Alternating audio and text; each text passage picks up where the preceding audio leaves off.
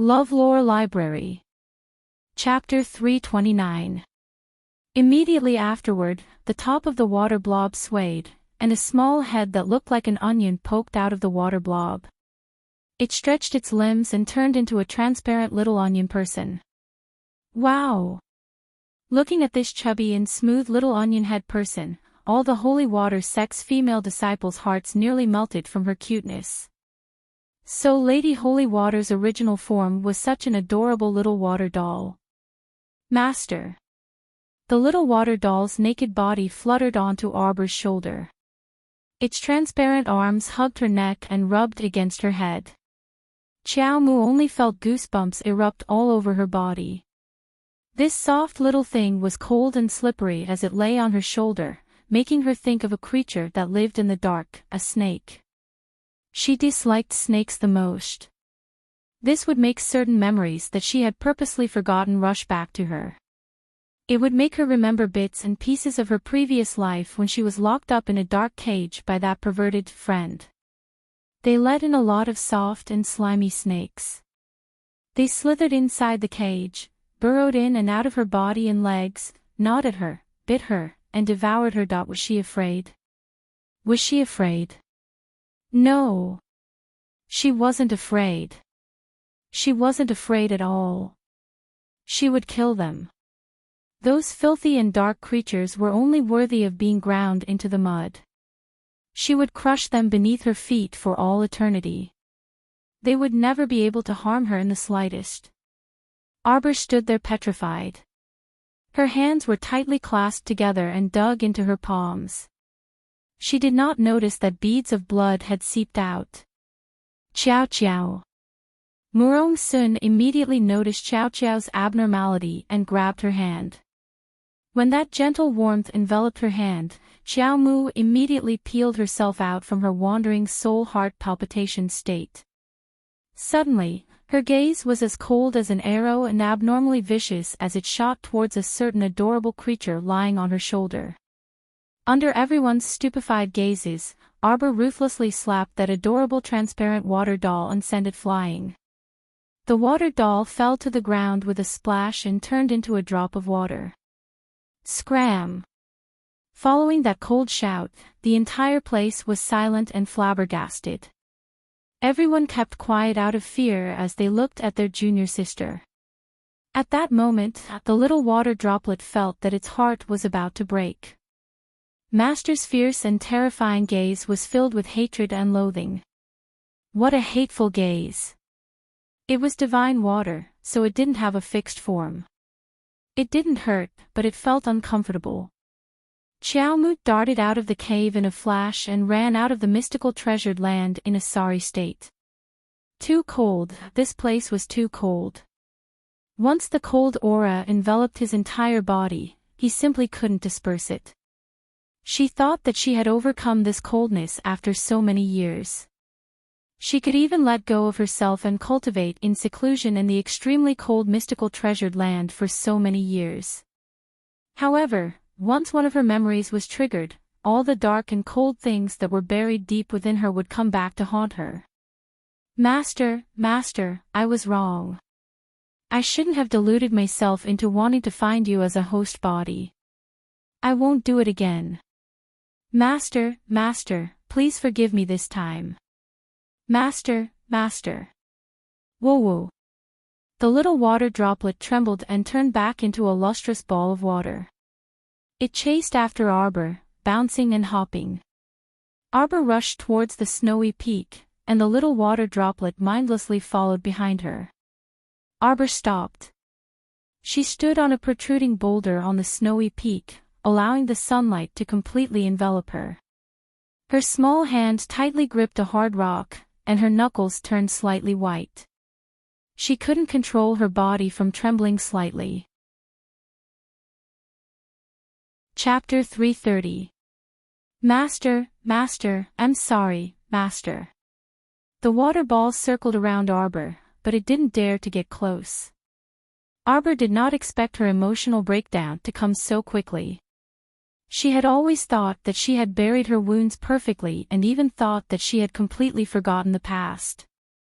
But from the looks of it now, there were some things that couldn't be forgotten even if you deliberately chose to. If the rotten flesh around the wound was not removed, it would never heal. Xiao Mu took a deep breath and looked up at the faint sunlight spilling down.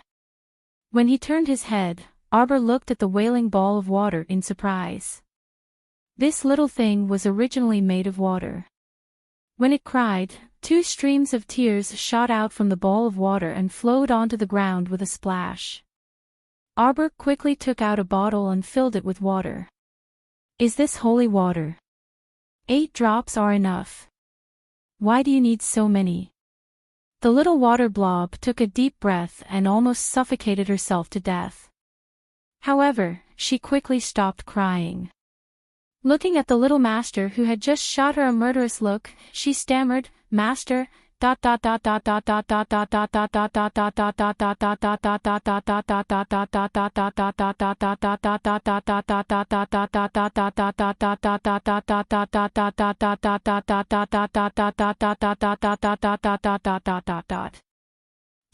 now, the look in its master's eyes was extremely cold and merciless, causing the ball of water to sink into a terrifying fear. Just now, it wasn't towards you. Arbor knew very well that at that moment, she saw the water blob as a crooked snake. The snake's cold face and mocking expression overlapped with that friend from her previous life. In that instant, she lost control of her emotions and her actions were completely out of control. I'm sorry. Arbor looked at the water blob apologetically. She wanted to say something to comfort her, but she was not good at expressing her feelings. In the end, he could only sigh faintly. Let's go back. Master and senior sister should be worried. Master. The little ball of water flew in front of her, sparkling with blue light. It looked like it was begging to be touched and hugged. Junior sister, junior sister. Su Shanshan and the others followed behind Murong Sun. When they reached the summit of the snowy peak and saw that Arbor was fine, they involuntarily relaxed. Arbor was reaching out his hand when he heard the call and looked up. When he was half an inch away from the ball of water, Arbor's small hand suddenly retracted. He subconsciously clenched his small fist and quickly walked towards his master. The blue light covering the water blob slowly dimmed, and the blob followed behind Miss Chow listlessly. 3 days later, Arbor left the water blob at the Holy Water Sect's mystical treasured land and left the sect with the disciples from the 3 peaks on a crane. The villagers of Xianghe village were rushing out of their houses when they heard the cries of cranes. They hurriedly looked up. More than 30 Holy Water Sect disciples, whose faces could not be seen clearly, were either sitting or standing on the backs of the cranes. Following the waves of cranes' cries, more than 30 Holy Water Sect disciples flew into the distance. Mother, are those immortals? The little girl pointed at the flying crane shadows and asked. That's right. Those immortals have always been protecting us in their own way.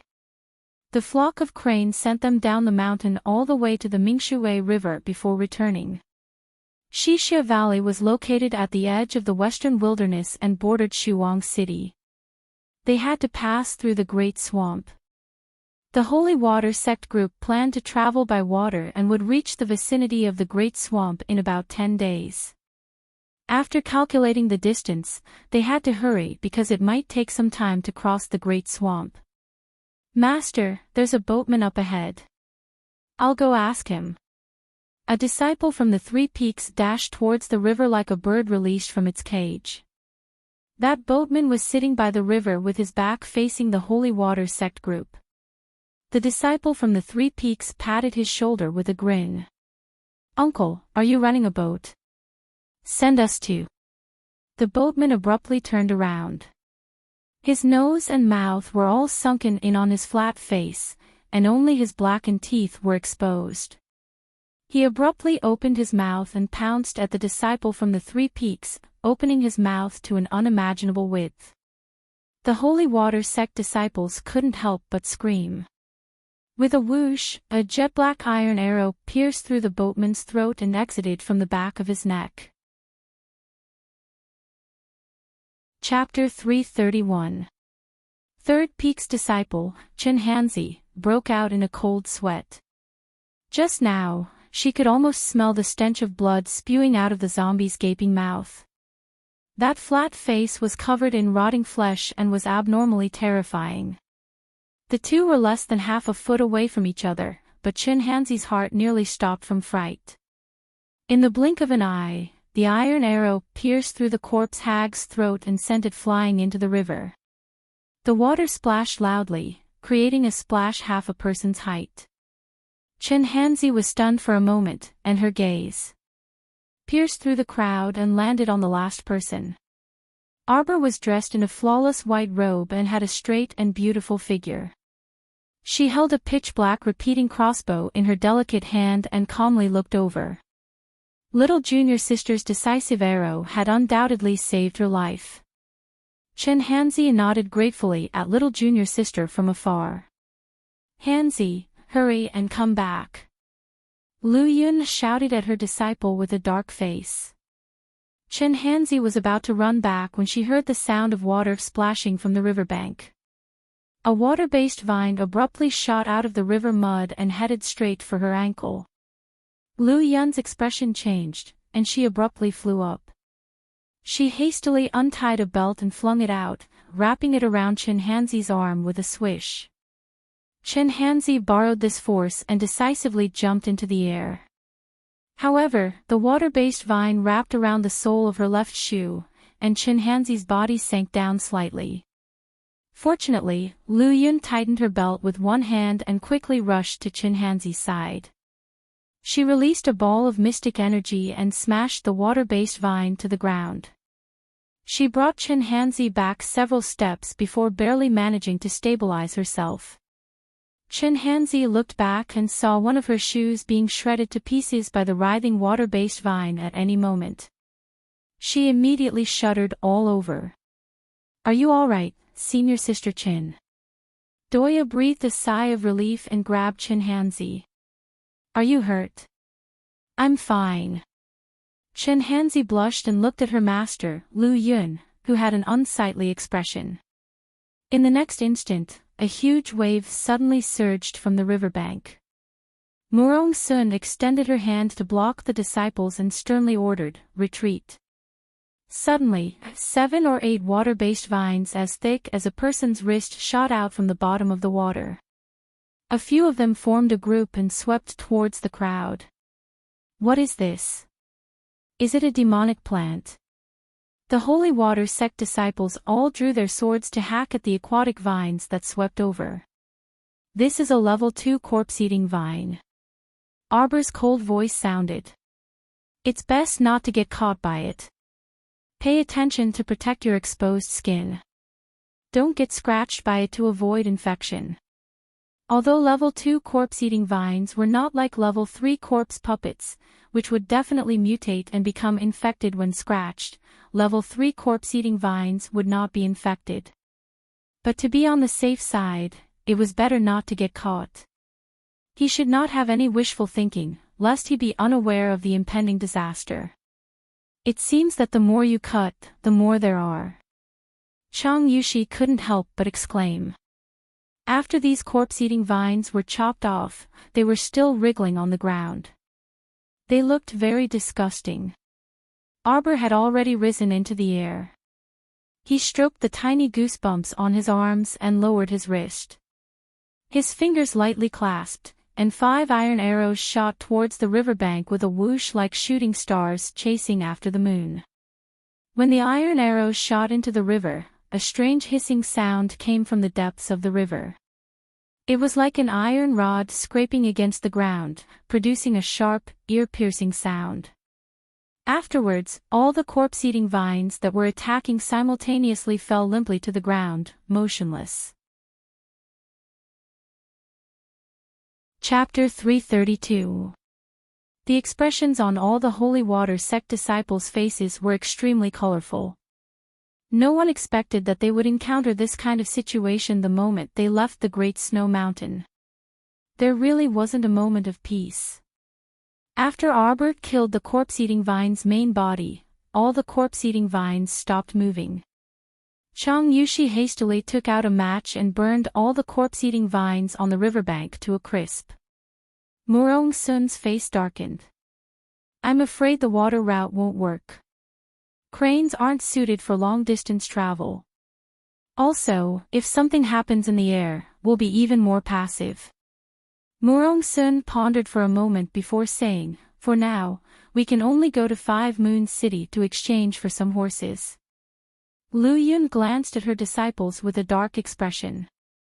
Have you all forgotten your master's instructions when you're outside? Outside, unlike in the sept, you must maintain vigilance at all times and mustn't be impulsive.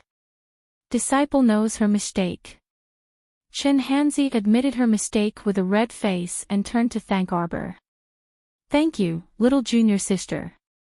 Little junior sister's reaction just now was shockingly fast. This meant that ever since she left the snow mountain, she hadn't relaxed her guard at all and was constantly in a tense state of battle readiness. When they thought of this, all the female disciples were ashamed. They thought that they were much older than little junior sister, but they weren't as steady and decisive as this little girl. The group could only turn back to 5 Moon City and head directly to the City Lord's estate. These past years, the Holy Waters sect had accepted many missions in 5 Moon City, so they could be considered old acquaintances with the City Lord of 5 Moon City.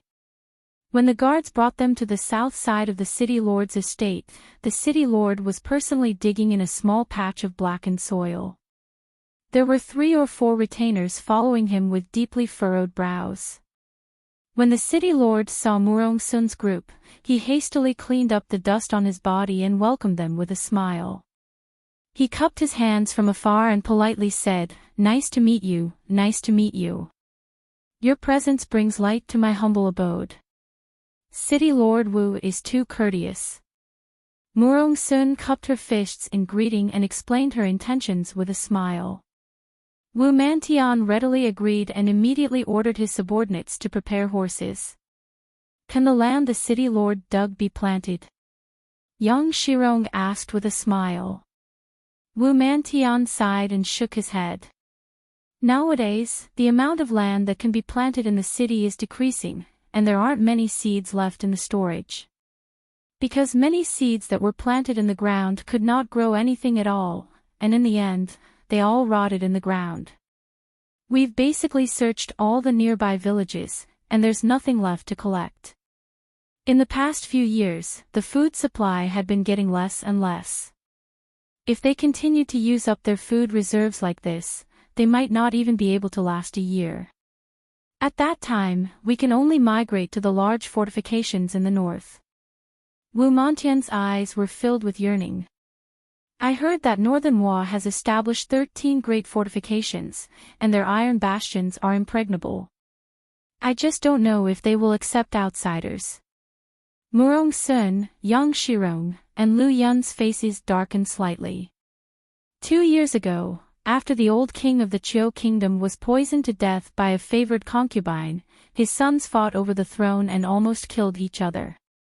Currently, the Qiu kingdom only existed in name. At least Wu Mantian was taking care of 5 Moon City, so it was still all right. If they really had to move the city, it would be a huge movement. Husband. As they spoke, a young woman with a simple face rushed over while crying and running while carrying a 5 or 6-year-old girl. Madam, what happened? Wu Mantian was shocked and hastily walked up to catch the young woman who was staggering over. Husband, hurry and save Chu, Save her. Chapter 333. Quickly invite the estate doctor here. Wu Mantian couldn't help but panic when he saw his unconscious daughter foaming at the mouth. The estate doctor said Chu, can't be saved. The young madam cried out with a pained expression, Husband, this concubine heard that several peak masters from Holy Water sect came to the estate. This person must be the Holy Water sect's peak master. The young madam hastily knelt in front of Murong Sun with the child in her arms. Please save my daughter, peak master. Save her. Murong-sun was dumbfounded. She was a peak master and a mystic cultivator instructor, but she didn't know anything about the art of medicine, all right? How could she endure being forced to do something beyond her ability like this? Murong-sun hastily stopped the city lord madam from kneeling. "Madam, please rise, madam." Murong-sun turned to City Lord Wu and helplessly said, "I won't hide it from you too. If you want to seek treatment, it's better to find Celestial Medicine Valley. There's only one person in our Holy Water sect who knows a bit about medicine, and she's the sect master's personal maidservant. She's still in the Holy Water sect."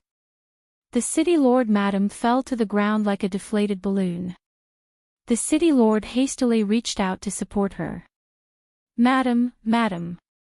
"Shoo, The City Lord madam hugged her daughter and wailed. "My poor daughter. If you keep strangling her like this, she really will die soon." Suddenly, a cold voice rang out amidst the crying. The voice was crisp and clear, like a stream of spring water caressing through a snowy mountain. The City Lord and madam looked in the direction of the voice in a daze, only to see a 12 or 13-year-old little girl with black hair and plain clothes looking at them with cold eyes. Murong-sun. She was about to mediate the situation when she heard her little disciple angrily rebuke, "What's the use of crying? Can crying alone solve the problem? You put her down." The City Lord madam reflexively let go, but she still dazedly stared at the little girl. Suddenly, she felt her leg lighten. It turned out the little girl had carried her daughter to the side and placed her on the edge of the field. "Ah!" Murong-sun was about to speak when her gaze froze. He saw his little disciple skillfully twisting Chu-er's wrist. He first felt her pulse, then opened her eyelids to take a look. Then, she took out a small needle bag from her waist and took out several silver needles. She directly inserted a few needles into the patient's body. Her speed was so fast that it almost dazzled these laymen. Eldest senior sister, my disciple knows how to treat patients." Young Shirong was simply stupefied. She turned to look at Murong-sun, whose gaze had frozen, and involuntarily laughed in schadenfreude. "No. This is the first time you've heard about it, right? Ha ha ha." Murong-sun stretched out her hand and forcefully pushed the fool's head to the side, shooting her an irritated glare. By this time Arbor had quickly pulled out the needle and turned the girl upside down. With a wah sound, the girl spat out a mouthful of black liquid, and her complexion improved significantly. The mayor and his wife looked in front of them with surprise and joy. They hurriedly ran over and reached out to pick up the little girl. They kept saying to Arbor, "Thank you, little girl. Thank you." Arbor expressionlessly looked at the city lord and his wife. She swallowed heartbreak grass. Heartbreak grass. The city lord and his wife looked at each other in surprise. They had never heard of this medicinal herb's name before. "That's heartbreak grass." Arbor casually pointed at the 3 pots placed in the corridor in the distance. The city lord's wife was shocked. "It's poisonous. Its poison is concentrated near the root. Even adults can't take it after swallowing it, let alone children." Chapter 334. You're randomly eating again."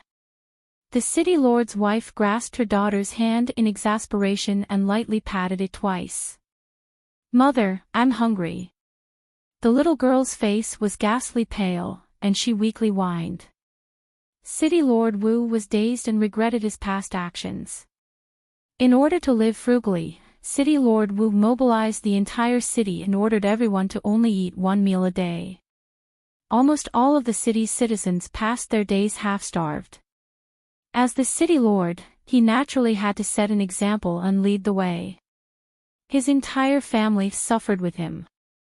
Adults could endure it, but when a child was hungry, she could only randomly grab something to eat. She probably ate the heartbreak grass planted by the roadside raw. The city lord's wife's tears streamed down like rain, and she looked up at City Lord Wu with resentment. Her poison is mostly cured, but to prevent the remaining poison from wreaking havoc in her body, take 1 pill a day for 7 days. Arbor tossed a small jade bottle to the city lord's wife with a wave of her hand. Thank you, godly physician, thank you, godly physician. The city lord and his wife were endlessly grateful and repeatedly thanked her. Arbor shook her head, her stoic face solemn and serious. I'm not some godly physician. I probably only know a little about medicine. Everyone. Murong Sun and Yang Shirong met each other's eyes and were speechless at the same time. This was truly fucked up. She could revive a dying child with just a few random needles, and she only knew a little about medicine. How could people who truly knew a little about medicine endure this? How could Murong Sun and the others know that the little stoic was purely thinking this in her heart? Her innate medical skills had always been a bit strange and unfathomable. If you said she knew medicine, she felt like she had never learned it in her life. If you said she didn't know anything, she could roughly name any poisonous herb or wondrous medicine with a single glance. If she encountered a sudden illness, she could immediately treat the patient. Every time she inserted needles, she felt like she had inserted needles countless times. The strangest thing was that she even ran to the Holy Water sect to specifically flip through the books and found a few medical and herbal books to check. She found that the various herbs in the herbal book completely overlapped with some of the information in her mind. The only difference was probably the names of the herbs. For example, she only knew the name of the heartbreak grass after reading the herbal book. Before she flipped through the book, the name of another herb with similar characteristics and toxicity popped up in her mind. After flipping through all the medical books, she only felt a sense of déjà vu, as if she had flipped through countless medical and poison books in the past. The Holy Water sect's medical books were all the most common books circulating on the market, so she couldn't compare more. She could only say that she had a rough idea and suspected that she might have some knowledge of medicine. Ahem, madam, can I take a look at the medicine in your hand? Yang Shirong stared curiously at the jade bottle in the mayor's wife's hand. The city lord's wife hurriedly offered it with both hands. Yang Shirong poured out a small round-sized, jet-black pill from the jade bottle. Everyone stared blankly at Arbor, unable to take their eyes off him. Murong Sun was also curious. Disciple, could this be a pill that you made yourself? Arbor glanced at the medicine in Yang Shirong's hand and slowly nodded. She only made some small pills according to the medicinal techniques described in the common medical books. At first, her movements were a bit stiff, but the more she made, the more familiar she felt. It was as if she had made countless pills, powders, and even liquid medicine before. Murong Sun and the others stared at her dumbfoundedly for a long time. It was not until the neighing of horses that everyone was interrupted from their days. Chapter 335. After the 3 peak masters bid farewell to Wu Mantian and his wife, they led their disciples out of the city lord's estate. Along the way, all of the Holy Water sect's female disciples were bewildered and did not regain their senses for a long time. Little junior sister's medical skills were astonishing. The acupuncture technique that little junior sister revealed just now was simply an eye-opener. Not only was their little junior sister exceptionally talented in martial arts, but she also seemed to be very knowledgeable in medicine. Little junior sister was such a knowledgeable person in medicine, but she merely said aloofly, "I only know a little bit." All of the senior sisters felt very subtle. Their hearts were struck by this miraculous little junior sister. After silently hurrying for a while, Murong Sun was the first to catch her breath. She turned to look at her little disciple. "Jojo. You know medicine." "I know a little bit, the little stoic expressionlessly replied and focused on the road in front of her. You're clearly extremely skilled with your skills. How is that a little bit? Peak Master Murong roared in her mind before turning around with a grin. So it's like that. Then why didn't you tell Master? At this moment, he heard Yang Shirong's giggling in the background. Murong Sun inwardly ground her teeth. Master has never asked. Xiao Mu suddenly cast a glance behind her, her slender brows creasing slightly. Murong Sun. Disciple, what else can Master say after you answered like that? This little fellow's ability to end a conversation with 3 sentences was truly improving. Arbor abruptly pulled on the reins and turned his horse around to stare at the road they came from. Murong Sun and the others were startled and also urged their horses to turn around, their gazes becoming guarded. Still not coming out. Arbor muttered in a clear voice. Gurgle. In the air, a cloud of water mist suddenly condensed together. With a bang, it transformed into a small ball of water. Its whole body was emitting a blue light, flickering from time to time. Lady Holy Water. Chang Yushi and the others cried out in surprise. The 3 peak masters' expressions changed, and they worked together to set up a soundproof barrier, enclosing Lady Holy Water within it. Don't joke around. If the sacred water was exposed in front of people, then it wouldn't just be a matter of Seikong planet fighting over it. Even the 6 prefectures and 3 prefectures would join the fray. Goody. The water blob flashed to Arbor's side. The water blob shook a little, and little hands and feet stretched out of the water blob. It turned into an onion-headed baby and looked at its master with a cute face. Arbor was expressionless. Didn't I tell you to stay in the sect? Master. The little water baby looked at her pitifully, its big blue eyes blinking. It was so adorable that the senior sister's heart softened.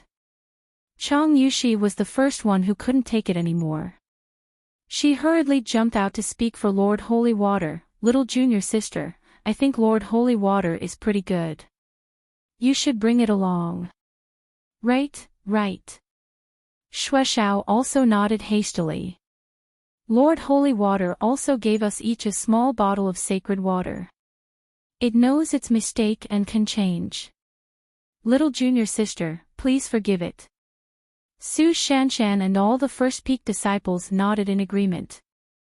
The disciples from the other 2 peaks were all dumbfounded and turned to look at Shueshao in unison. Senior sister Shue, what did you say? Lord Holy Water gave you a small bottle of sacred water. How many drops were in a small bottle? What they heard couldn't be true, right? You all want some too. The little stoic interrupted at this moment and took out a large bottle from her storage talisman. Bring your own bottles and pour some for you. It cried a lot last time, so it should work, right? Everyone. Chapter 336. The 3 peak masters all twitched their mouths at the same time. The senior sisters couldn't describe how traumatized they were right now. He only felt that in front of little junior sister, nothing seemed to be a problem. However, all of them acted in unison and hastily took out bottles of varying sizes from their inner worlds to line up to receive the holy water. Murong Sun helplessly looked at these disciples and reminded them, remember, don't use the holy water to level up during the competition. Even if you lose the competition, you can't use it to avoid being discovered and coveted by people with ulterior motives. Yes. The holy water sect disciples nodded in acknowledgement. Murong Sun then nodded and looked at Arbor. Disciple, quickly put away the holy water and don't rashly show it to others. This item is hard to find even in tens of thousands of years. If it falls into the eyes of people with ulterior motives, they'll definitely fight you to the death. But this is the holy item that the sect worships. Silly disciple, the sect has instructed for the past 100 years that if the holy water wants to leave one day, we should naturally let it leave and not obstruct it. It can be seen that the holy water is free.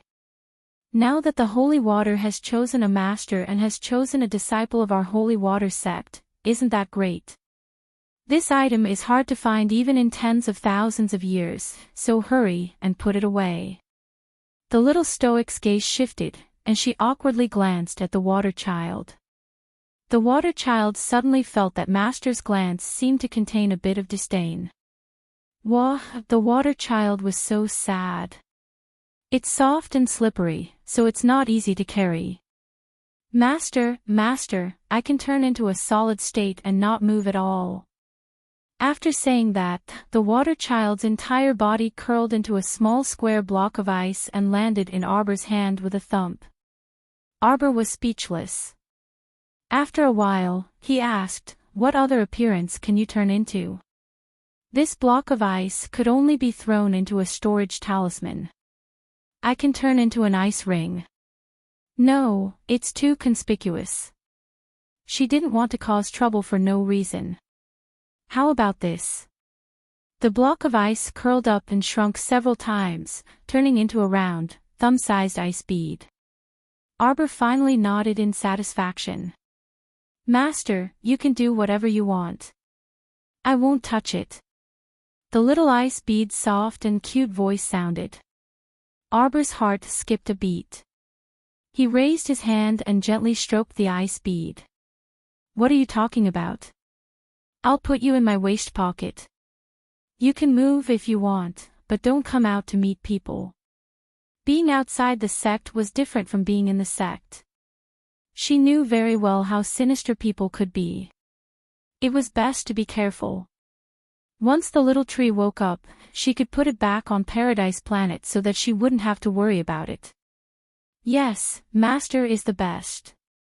Dian loves Master the most. As a result, the Holy Water Sect's party hurried on their journey without rest. After more than 20 days, they arrived at the adventurer base near the Great Swamp. Master, I've confirmed it. This is the only way to the west. If you want to go to Shishia Valley, you must pass through this great desolate swamp, whether by water, land, or air. Hidden Flower followed behind his master and wandered around this area. Why isn't he here yet? Mo Lien frowned. He had arrived at this base 3 days in advance, but he still hadn't seen the little fellow. Calculating the time, she should be here in the next few days. Just as he was speaking, a 17 or 18-year-old girl suddenly stumbled out of the crowd and pounced on Mo Lien. Hidden Flower's brows twitched, and he couldn't resist facepalming. Again. After entering this base, he couldn't even tell how many girls had rushed to pounce on his master. Was it really that fun to be mercilessly kicked out like this and not even touch the corner of his master's clothes? Chapter 337. Lord Mo raised his phoenix eyes slightly, and his expression was gentle. He only reached out and lightly brushed his sleeves before walking forward as if he hadn't seen anything. It was as if it wasn't a beautiful girl who wanted to throw herself into his arms, but a blind little bird that had flown over and been unceremoniously flicked away by him. Hidden Flower, who was following behind his master, chuckled silently in his heart before following her like a lackey. He would just pretend that he didn't see his master occasionally going crazy or something. He was a considerate and loyal little guard, so he wouldn't say things like, "Master, you're really crazy." Mo Lien hadn't taken 2 steps when she suddenly stopped. She abruptly turned around and narrowed her phoenix eyes as she swept her gaze over the passers-by behind her. When the passers-by's gazes landed on him, they all subconsciously paused in their steps, and their gazes lingered on him for a moment. Under a moon-white robe was a tall and slender youth. His posture was tall and straight, and his features were clear and elegant.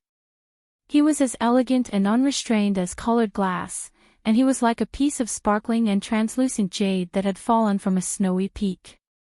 He was indescribably beautiful. Hidden Flower was slightly taken aback. He took 2 steps forward and softly called out, "Master." Mo Lien retracted her gaze and muttered to herself, I have a strange feeling, as if the little fellow had already come to his side. Go to the nearby inns and ask. Yes. Hidden Flower immediately accepted the order and led a small group of black-clothed youths to inspect the inns from door to door. When Hidden Flower led the group of youths past a bustling pavilion with a tall and wide entrance that had adventurers coming and going, he only raised his head to glance at the large gold-gilded black signboard before calmly walking past the door. He didn't even bring anyone in to take a look. Inside Morning Sunlight Pavilion, Arbor expressionlessly stood in front of the counter and flipped through a box of blank talisman papers provided by the shopkeeper. This is all of the blank talisman papers in this pavilion. The old shopkeeper was over 50 years old. His face was simple and amiable, and there was a faint smile on his face from beginning to end. Arbor nodded and closed the box of blank talismans. How much food? She had been cultivating in seclusion in the sect for many years, so she had long been unaware of the prices in the outside world. That was why she asked. The old shopkeeper was stunned, and before he could speak, he heard a sharp laughter mixed with sarcasm coming from behind him. Ha, what a country bumpkin, exchanging food for food. Are you kidding me? Get out of the way. Arbor turned his head slightly and saw a young girl with an oval face and vertical eyebrows. She was walking forward with her chin held high. The young girl looked to be about 17 or 18 years old. She was wearing a blue brocade gown with a butterfly pattern, a red muslin cover, and a lake green pleated skirt. As she walked, the hem of her skirt fluttered in the wind. Shopkeeper, I'm here to pick up the defensive profound clothes that I ordered yesterday. The girl raised her chin high, as if her chin would fall off if she didn't. When the girl approached, she deliberately bumped into Arbor with her shoulder. How could Arbor let her have her way? He leaned to the side to avoid her, but his brows were slightly furrowed, and a trace of displeasure flashed through his eyes. He thought to himself, what an arrogant girl. Miss Ning, the things are ready. The shopkeeper smiled at her without much change in his expression. He took out a long brocade box from the bottom of the cabinet and placed it in front of the girl. He extended his hand and politely said, according to the rules, please show me your treasure talisman. Chapter 338. The young girl raised her lips and cast a haughty sidelong glance at Arbor. She pinched a red diamond-shaped jade talisman between her fingers and handed it to the shopkeeper. After the shopkeeper received it, he carefully appraised it and touched the mark engraved on the back of the jade talisman before respectfully returning it to the young girl. Hello, this is a red jade treasure talisman. It requires 1,000 points to exchange for this defensive mystic garment. Would you like to deduct the points to exchange now? Exchange. The young girl smiled complacently and faintly turned her head to sweep Arbor a glance. She couldn't help but get angry with this glance. She originally thought that the little girl next to her would be so ashamed that she wouldn't be able to lift her head after being ridiculed by her. Who would have expected that she would still see a wooden face? The little girl's gaze curiously landed on the red jade treasure talisman, and her gaze wandered back and forth between the long brocade box and the red jade treasure talisman. Who allowed you to casually look at other people's things? Country bumpkin. Scram. The young girl furiously pushed Arbor. A disapproving voice came from the side. Junior sister, what are you doing? How can you be so rude? Ning Baifin stomped her feet and looked at the tall and handsome man next to her with displeasure. Senior brother, why are you speaking up for the country bumpkin? The little stoic directly ignored the senior brother and sister pair and looked curiously at Morning Sunlight Pavilion's shopkeeper. Do you want to exchange the items here? The shopkeeper nodded with a smile. That's right, little miss. Morning Sunlight Pavilion doesn't directly sell items to individuals. The sale will only be conducted as a public auction. A large-scale auction will be held at the beginning of every month. If the little miss is interested, you can come take a look then. Where did that red jade treasure talisman and those points come from? Our dear Chow Mu continued to ask. Country bumpkin. Ning Baifan's arm was pulled by her senior brother, but she still couldn't resist rebuking Miss Chow. Shopkeeper, why are you being so long-winded with her? Hurry and help me wrap things up properly. This girl looks like a country bumpkin from some remote village.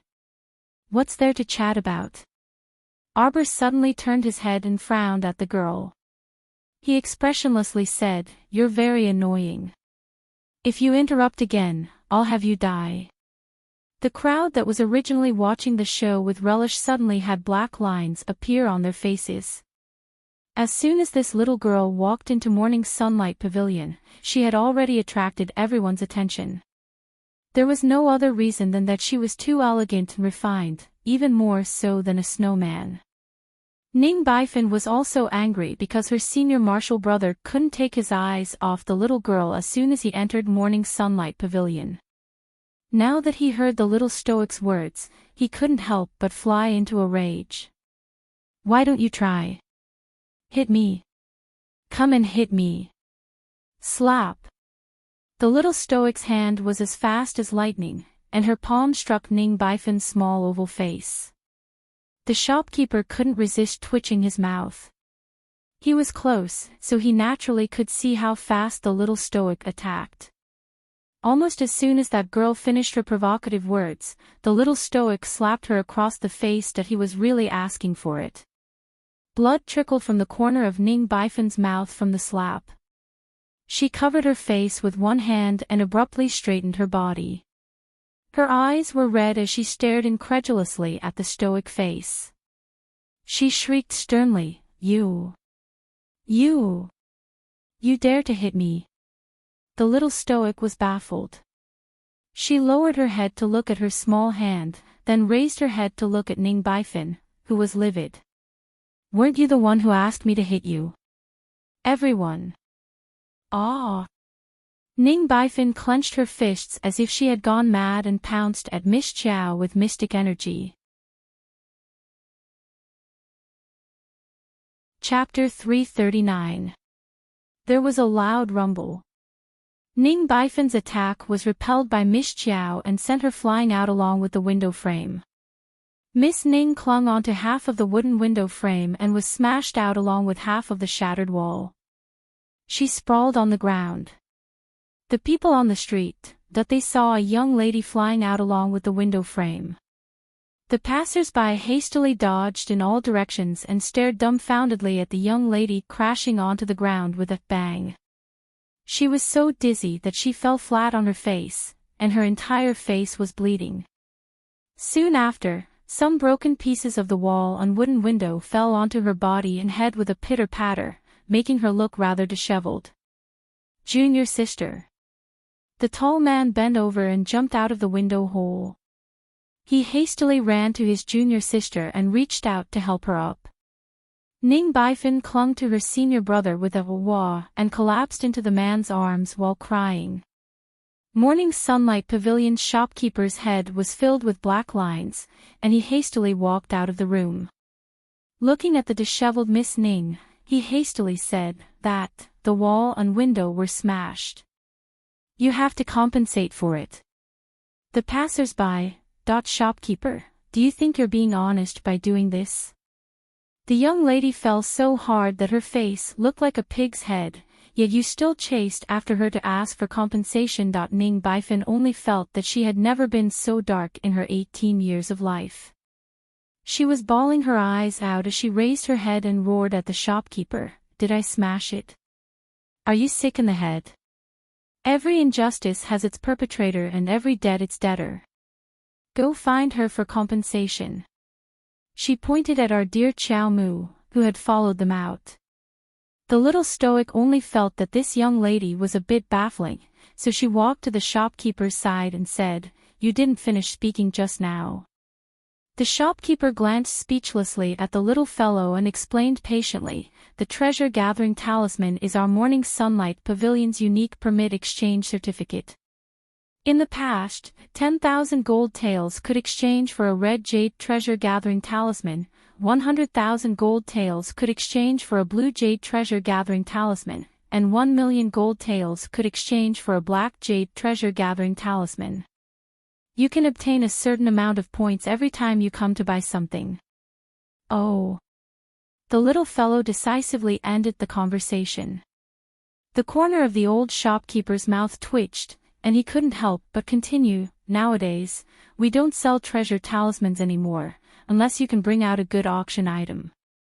The little stoic didn't say anything and just looked at the shopkeeper. The shopkeeper could tell that the little stoic in front of him was still waiting for him to continue explaining, so he could only speechlessly continue, "The 500 blank talismans you took a fancy to just now require 3,000 points to exchange." TSK, Ning Baifin couldn't help but sneer, 3,000 points, do you even have it, country bumpkin? She had accumulated 1,000 points over the past 6 years. She didn't believe that the country bumpkin in front of her had 3,000 points. You don't either. The little stoic turned to glance at Ning Baifin, her expression saying, "Why bother making things difficult for a poor person?"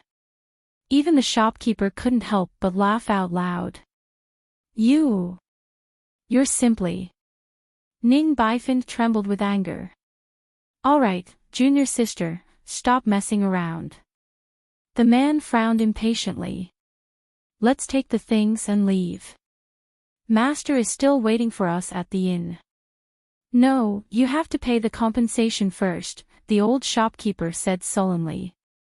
Ning Baifin stomped her feet in anger and casually threw a bag of grain to the old shopkeeper. "Is it enough?" The old shopkeeper shook his head.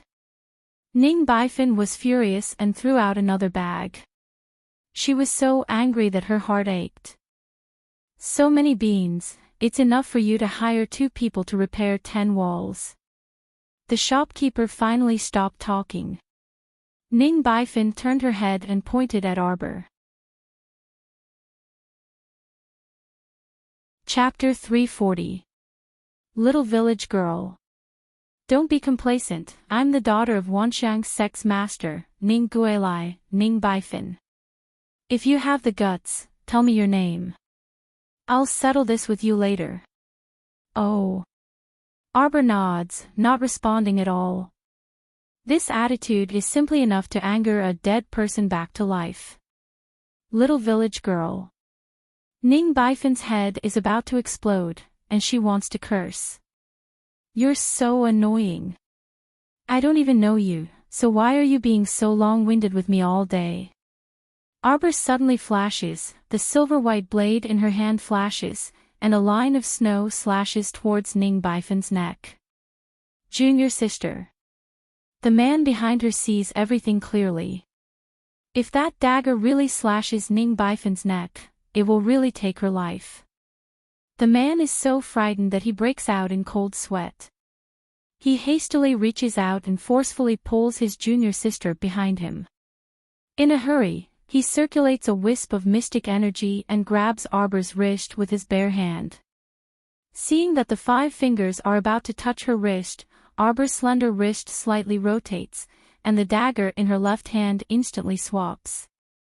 The dagger in her left hand shoots out like lightning. "Ah!" Ning Baifin turns pale with fright, falling on her but on the ground. Taking a closer look, the dagger that flew out of her hand is now stuck horizontally in Ning Baifin's chest. But because Ning Baifin is wearing a defensive mystic artifact, the dagger only pierces 2 centimeters and can't go any further, so only a faint trace of blood can be seen on her chest. Ning Baifin is still in a state of shock, her whole body slightly trembling. The man turns his head to glance at her, then frowns at Arbor. "Little miss, you're too ruthless. My junior sister only has a few words with you, why do you have to take her life? What sect do you belong to? Senior brother, don't talk too much with her. This witch must be from some demonic sect. Kill her." Ning Baifin sits on the ground, shouting angrily with bloodshot eyes. Arbor expressionlessly glances at her. She swipes the air, and her fingers faintly pull out a pitch-black ferrule. You also want to die. Miss, you might not be overconfident. A trace of anger appeared on the man's face. Previously, he had seen this little girl's cold appearance and couldn't help but take a few more glances at her. He didn't expect that once he really came into contact with her, he would be angered half to death by her cold temperament. I'm a level 10 Mystic Cultivator. Even if I don't summon my Mystic Beast, a mere level 8 Mystic Cultivator like you might not be my match. The man's words made the crowd gasp. A level 8 Mystic Cultivator. This little girl looked to be around 12 or 13 years old, but she had already broken through to become a level 8 Mystic Cultivator. No wonder he was so aloof and cold. I also don't want to bully the weak. Apologize to my junior sister, and I'll let you go. How about it? The man said indifferently. Senior brother. Ning Bifan angrily pounded the ground and roared, I don't want her apology, and I don't want to let her off. Kill this demoness for me. Kill her. Shut up. The man growled. The little stoic lifted her eyelids slightly, and the ferrule in her hand shook lightly. A load of nonsense. We'll know once we fight. Blabbering nonsense all day long. Blabbering my ass, let's fight. It was rare for Master to say that they would stay for a day at this adventurer base so they could split up and move freely. She only came out to buy a blank talisman, so how did she encounter this pair of oddballs? The little stoic thought, if I take them down, I won't have so much to say. On the other side. Master. Huifeng's ghostly figure appeared next to Mo Lien. This subordinate received news that someone is causing trouble in front of Morning Sunlight Pavilion. Mo Lien raised her brows. Go take a look. Chapter 341. When the two arrived at Morning Sunlight Pavilion's entrance, they happened to see a slender and petite plain-colored figure gracefully land on the ground and take a few light steps forward. Lord Mo abruptly stopped in his tracks, and his gaze fixed on that small figure. You lost. Who was the one who was overly confident? He heard the little girl coldly say a few words, as cold and emotionless as before. Although he didn't see her small face, he could already imagine that the little fellow's face was definitely paralyzed and expressionless when she said this. Cough. Miss Ning's senior brother coughed out a mouthful of blood. He clutched his chest and looked at Arbor in disbelief. The battle between the two just now happened too quickly. Not to mention the normal people watching, even he himself was still in a stupefied state. He didn't understand why a level 10 Mystic Cultivator's Mystic Chi attack would actually be repelled by a level 8 Mystic Cultivator. Defensive Mystic Weapon. The little girl definitely had a defensive mystic weapon on her. Miss Ning's senior brother's gaze gradually changed. He clenched his right fist and struggled to get up. He roared with a face full of anger, Come out. Suddenly, a giant python covered in black scales abruptly appeared in front of Qiao Mu. It flicked out its scarlet forked tongue with a hiss, and its pair of triangular eyes gloomily cast a sidelong glance at Miss Qiao. In front of Morning Sunlight Pavilion's entrance, the originally spectating crowd all jumped in fright and hastily retreated. Fuck, this snake coiled up into 2 layers and was half a person's height. The little girl was completely tiny in front of it. Arbor subconsciously reached out to stroke the tiny particles that had appeared on his arm. Even though he kept warning himself in his heart, don't be afraid, that he still couldn't resist the dense chill in the depths of his heart, and his footsteps retreated slightly. Ha ha ha ha ha. Bitch, I'll teach you a lesson. Python, eat her. Eat her. Ning Bifan, who had finally gotten up from the ground with great difficulty, shouted agitatedly with clenched fists. Hiss, the python opened its huge mouth, and several dozen small snakes scuttled out. All the nerves in Chow Mu's body practically tensed up the instant her gaze landed on those crooked small snakes. All the hair on her body stood on end as she stared blankly at those things. Miss Chow subconsciously covered herself with an eggshell. He couldn't care less about how funny the eggshell looked in front of others. She didn't want that. Don't let these disgusting things touch me. When the little snakes were about to touch Arbor's shield, the little girl felt like her head was about to explode. His hands were covered in a layer of profound light, and he was about to use his profound energy to quickly kill the little snake that was pouncing in front of him. In the blink of an eye, a white shadow suddenly landed beside him, and a familiar scent as thin as silk followed. The purple flames landed accurately on the dozens of small snakes. Chow Mu was dumbfounded. Before she could raise her head, she felt her body suddenly become light. Her feet left the ground for a distance, and her entire body was lifted high up in the air. Bastard! She had already grown taller, so why was she still being hugged the moment she came up? The little girl turned her head and met the youth's smiling phoenix eyes. The two people's gazes were glued together and didn't pull away for a long time. The noisy sea of people around them, the rustling branches and trees, the gentle breeze, and all kinds of things, such as still sand paintings, all disappeared the moment they landed. At this moment it was as if there was only each other left in the two's eyes. The youth was still that gentle and elegant youth with flowing phoenix eyes, while the little girl was still that expressionless little stoic who was as cold as ice. Just like in the past. Chapter 342. Bao Bao missed me. The Crown Prince chuckled softly as he gazed at the black vortex swirling in the little girl's eyes. When such a voice fell into the ears of those who heard it, they all felt a little numb. Arbor didn't know what was wrong with her, but she felt like her heart was pounding non-stop like a drum. Her small face seemed to be a bit hot, and a slender and elegant figure was reflected in the depths of her pitch-black eyes. Shameless guy. She wasn't missing him. Our dear Chow Mu reached out to push away his handsome face that was inches away from her and harumphed with a wooden expression. When she looked down, she discovered that the dozens of little snakes that had scuttled over had long been burned to ashes by the small flames at some point in time. The remaining small flame on the ground emitted a faint purple glow. The Crown Prince actually used a purple flame when he made his move. The little fellow stared at the embers carefully. She remembered very clearly that the flames the Crown Prince controlled 4 years ago were red. Suddenly, someone grabbed her small chin and lifted it slightly. A pair of dark eyes helplessly met Prince Mo's half-smiling gaze. The little fellow dryly asked, "What are you doing?" "What, feeling guilty? Jojo doesn't dare to look at me." "What is this Bao Bao feeling guilty about? What did this Bao Bao do that I need to feel guilty about?" Looking at his refreshing expression, our dear Chow Mu wanted to pounce on him and bite him hard. This Crown Prince who appeared as gentle as jade was probably the only one who knew how dark his heart was.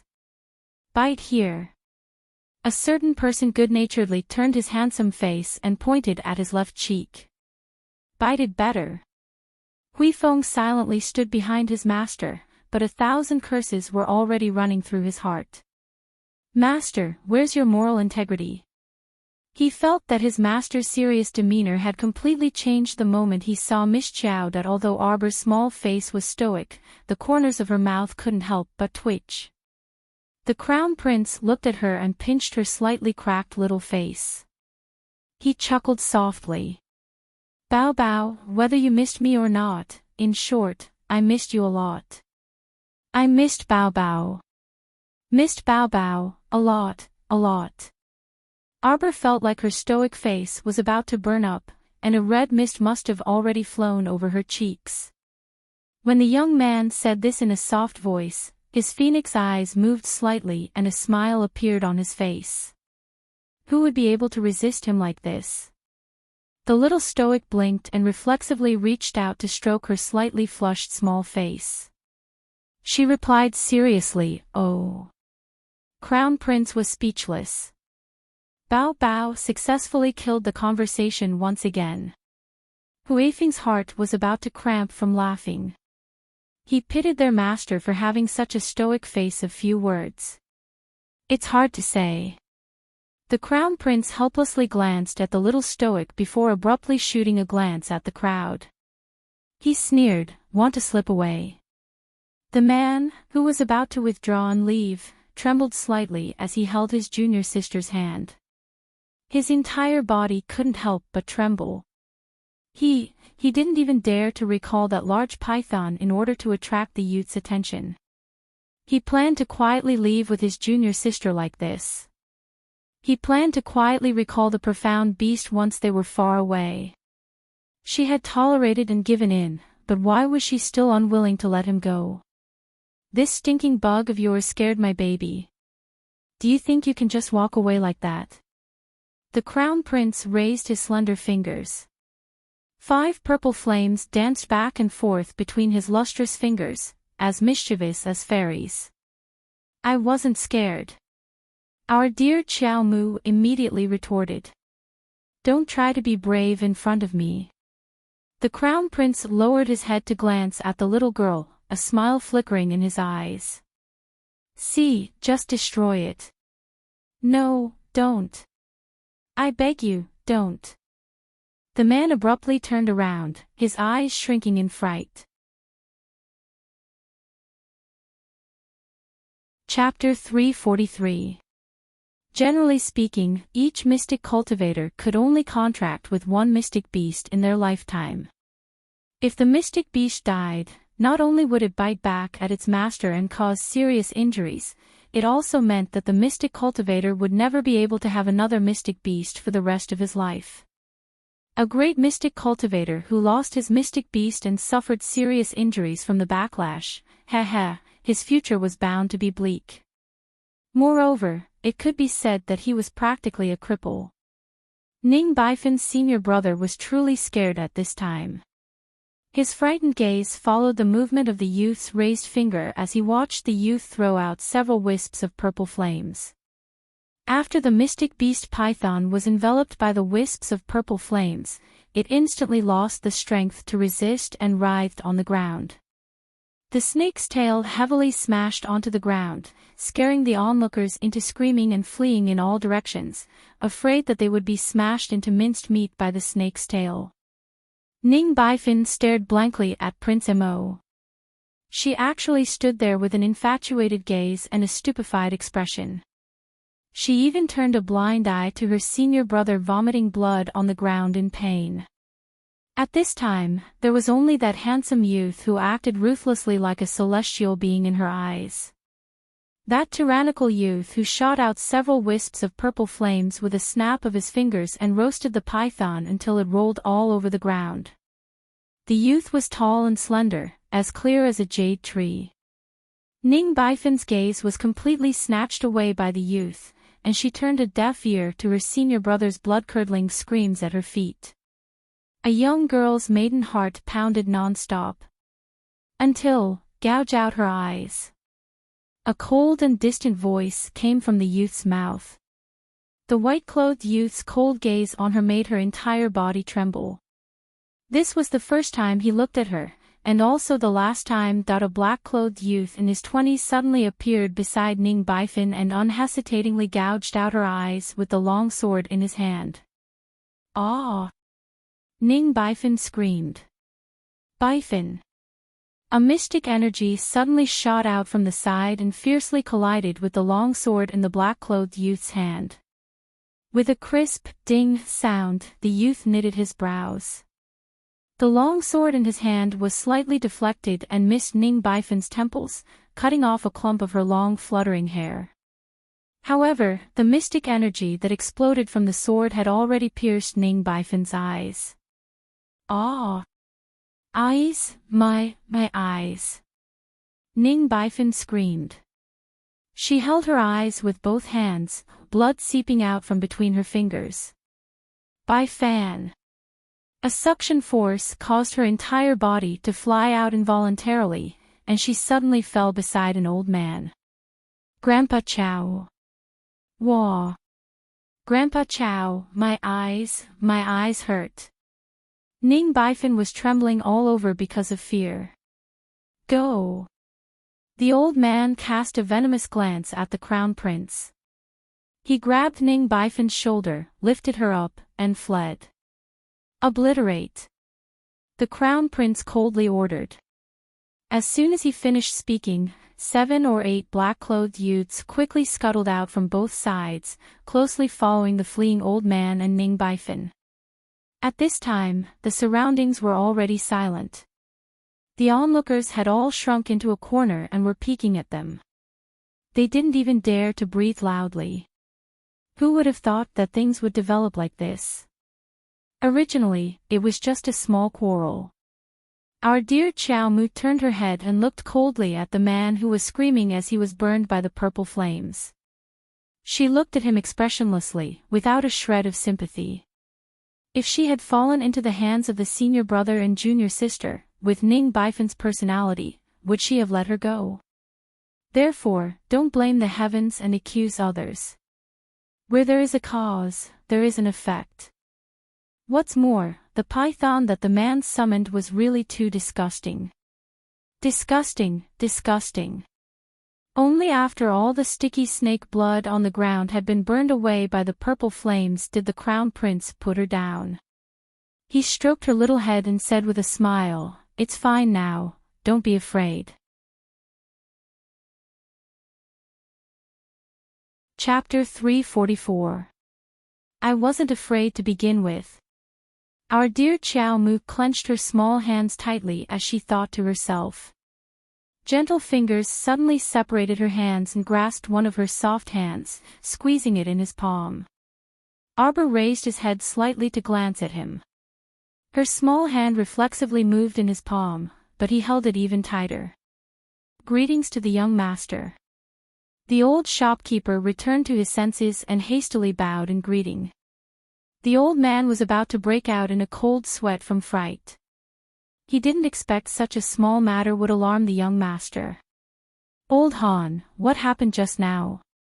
The crown prince held the little girl's hand and lifted his sleeve slightly, indicating for the old shopkeeper to speak without ceremony.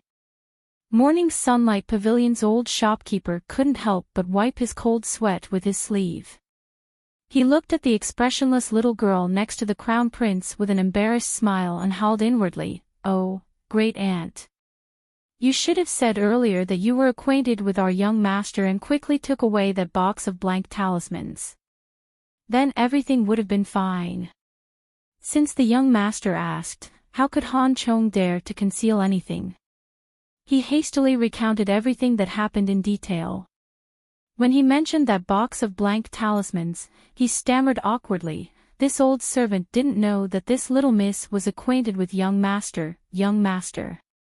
Mo Lien lowered her head to glance at the little stoic. When she saw the little stoic blinking her clear eyes at her, she couldn't help but laugh. What is it? This Morning Sunlight Pavilion is yours.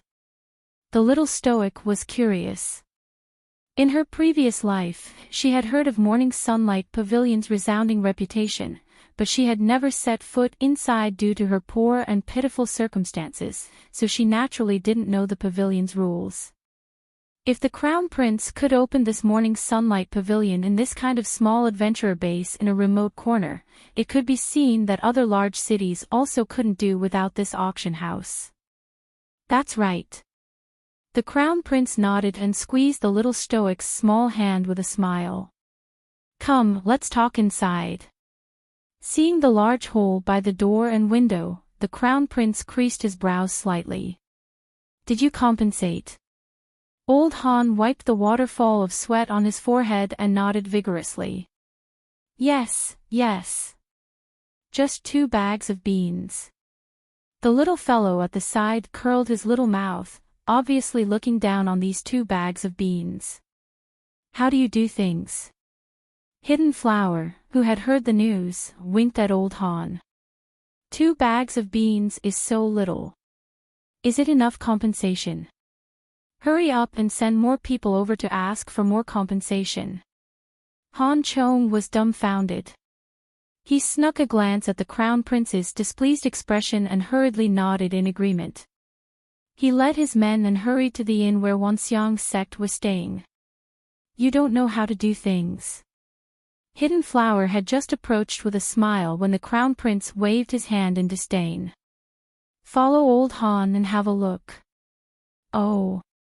Jojo, I've saved a few thousand blank talismans for you. Let's go back later and I'll get it for you. The Crown Prince held the young lady's hand and walked into Morning Sunlight Pavilion. Master said that we'll gather at noon. Don't pay attention to her, it's not like we're short on time.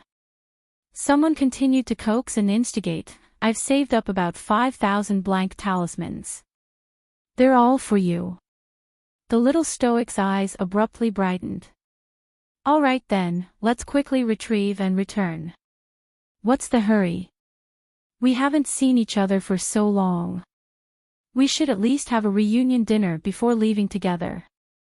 It was a reunion dinner again. The little stoic raised her head to glance at him. Why are you here? To see my Jojo. When the Crown Prince said this, he lowered his head to look at her with a grin, a wisp of gentleness gently rippling in his phoenix eyes. The little stoic's heart inexplicably skipped a beat.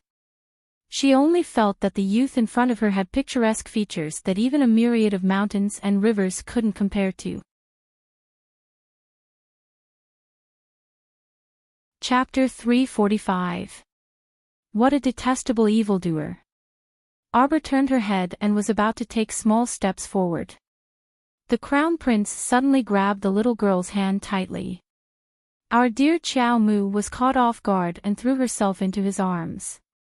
This bastard. Arbor raised her hand to rub her nose and raised her head. Unexpectedly, the Crown Prince had just lowered his head, so he naturally planted a gentle kiss on her bright and clean forehead. It was soft and limp, as if a few ants were quietly crawling in her heart. A return gift. I almost forgot.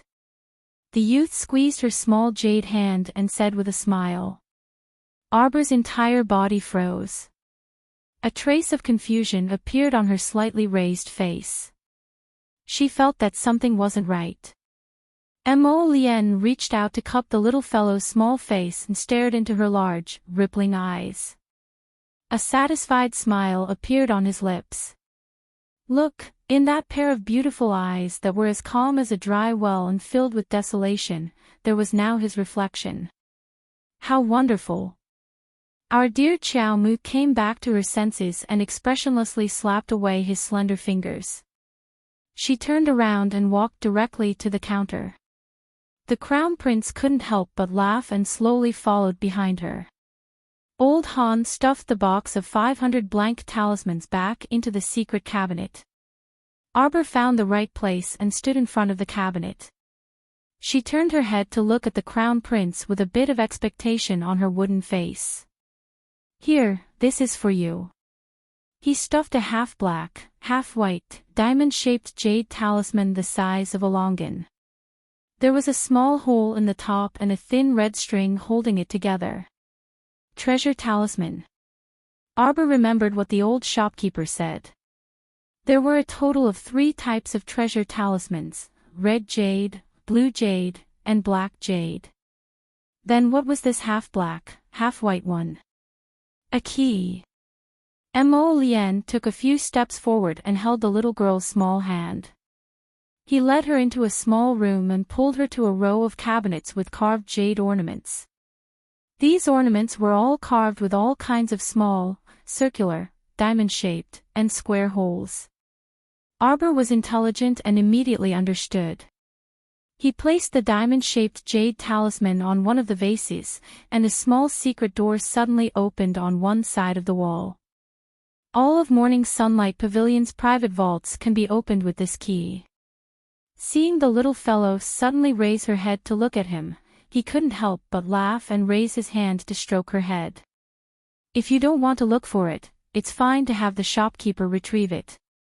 There were 3 more doors after that, each of which could be opened with the diamond-shaped jade talisman in Arbor's hand. Finally, they entered a warehouse. Arbor found 500 blank talismans on a long table. Only then did he realize that the shopkeeper had already transferred the talismans into the storehouse. But that was also true. Most people in their line of work were very cautious. She guessed that when she and Miss Ning were arguing, the old shopkeeper had already quietly ordered his subordinates to move the items back. Look at how anxious you are about these 500 blank talismans. The Crown Prince chuckled. Let's go. I'll take you home to get 5,000 talismans. Arbor silently returned the jade talisman tied by the red string to him. The Crown Prince shook his head. I'll give it to you. In the future, when Morning Sunlight Pavilion's people see this thing, it'll be like seeing me. There definitely won't be any misunderstandings like before. The little girl's eyes widened slightly. She couldn't help but snort. If I take a little today and a little tomorrow, I'll soon empty your Morning Sunlight Pavilion. The Crown Prince laughed loudly and reached out to pick up the little girl. He tapped her little forehead with his finger. Naughty, you think I only have this little private property? Chapter 346. Our dear Xiao Mu stared blankly at him. Just how rich was this guy? From his tone, it seemed like he didn't care about all of Morning Sunlight Pavilion's assets. That's right. He was the most famous genius crown prince of Northern Mo and the person all of Northern Mo looked up to. Darling Xiao Mu lowered her head and unconsciously poked her fingers together before silently stuffing the jade talisman with the red string into her waist pouch. The Crown Prince chuckled. Although he couldn't see the expression on the little fellow's stoic face, he could feel the happiness in her heart. Oh, it seemed like he had to get Hidden Flower to sort out an inventory of his assets, that she didn't expect that the Crown Prince would own a comfortable 2-story pavilion residence in this kind of small adventurer's residence in the wilderness of the Great Western Territory. This person really knew how to enjoy life. Darling, wait here for a while and play with these blank talismans first. The Crown Prince carried her to the bedroom on the 2nd floor and stuffed a large box of blank talismans into her hands. Then, he left her in the room and went out by himself. Our dear Xiao Mu's mouth twitched. It wasn't like she was counting banknotes. She didn't have the hobby of counting talismans. But so many blank talismans really make this darling's heart feel very comfortable. Miss Chiao flipped through the box of blank talismans and started counting silently in her heart. When she counted to 2,000, there was still a thick stack at the bottom. Our dear Xiao Mu speechlessly put down the talismans in her hand. What was going on? She was actually so bored that she was counting talismans. In fact, while she was in seclusion in the mystical treasured land, the golden talisman jade tome had already flipped to the 3rd jade slip. The contents of the 3rd jade slip started from intermediate-level talismans. Thus, she had already learned how to inscribe intermediate-level talismans 2 to 3 years ago. She just didn't have any extra blank talismans to practice with. Thus, when she had free time, she would just practice on ordinary paper. Now that she had so many blank talismans, the little girl was overjoyed. In addition, the 3rd jade slip also instructed her to look for something called ebony. She reckoned that she might be able to inscribe intermediate-level talismans on ebony in the future. If ebony was easy to find, she wouldn't have to worry about blank talismans in the future. When the Crown Prince came in, his gaze fell on young Arbor, who was kneeling in front of the low table beside the bed. The little girl was holding a golden beaded talisman brush and drawing a talisman with concentration, and her expression was calm and indifferent. Mid-level talisman, blue summoning talisman has been completed. Randomly summons a type of natural animal or plant. Effect, 6 days. The level of the summoning must not exceed the user's profound strength by more than 4 levels. The little girl put down the talisman pen and reached out to pick up the middle-level blue summoning talisman. She frowned and looked at it.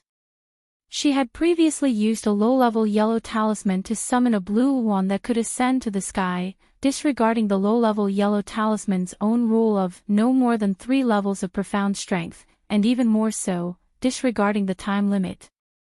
Therefore, this middle-grade blue talisman was really hard to say. Arbor had tried to summon Newbie ever since he brought her with him, but it seemed that the talisman did not respond. Either the summoning failed, or Newbie was messing with it. Jojo. The Crown Prince saw that she had finished drawing the talisman and was still staring blankly for a long time. He couldn't help but call out to her. Arbor turned around to look at him. Holding the blue talisman, he stood up and quickly walked to his side. I have a batch of low-level talismans, but they are useless now. I'll put them all up for auction at Morning Sunlight Pavilion. Do you think you can sell them? Chapter 347. The Crown Prince glanced at her in amusement. How much do you have? 100 blue storage talismans, 80 yellow summoning talismans, 20 blue summoning talismans, and a portion of low-level auxiliary talismans. Will anyone buy this much? The little girl asked with her head tilted. Talismans have always been popular goods. Guanlon City's talisman patrician families don't produce much. Most of the talismans they draw are first satisfied internally, and only when there are more will some trickle out. There are basically not many talismans on the market. The Crown Prince held the little girl's hand and walked downstairs. So, what nonsense are you saying? If you take them out to auction, you'll find it too little, not too much. So it's like that. Arbor's eyes brightened. Then how much can I exchange for after auctioning these things? I probably don't need food anymore. I want to exchange for some ebony. Do you know what ebony is? Mo Lien's footsteps paused, and she said with a nod, ebony basically grows in the south. Do you have any requests? Arbor thought for a moment. The wood has to be undamaged, and there aren't many other requests. It needs to be cut into small pieces, about the size of a bamboo tablet. For drawing talismans, the Crown Prince asked with a smile. Arbor nodded vigorously. Ebony isn't that rare, so you don't need to exchange for it with auction items. The Crown Prince squeezed her small hand and said, I'll have someone prepare a batch for you first. As for those auction items, how about I exchange them all for mid-grade magnetite at the beginning of the month?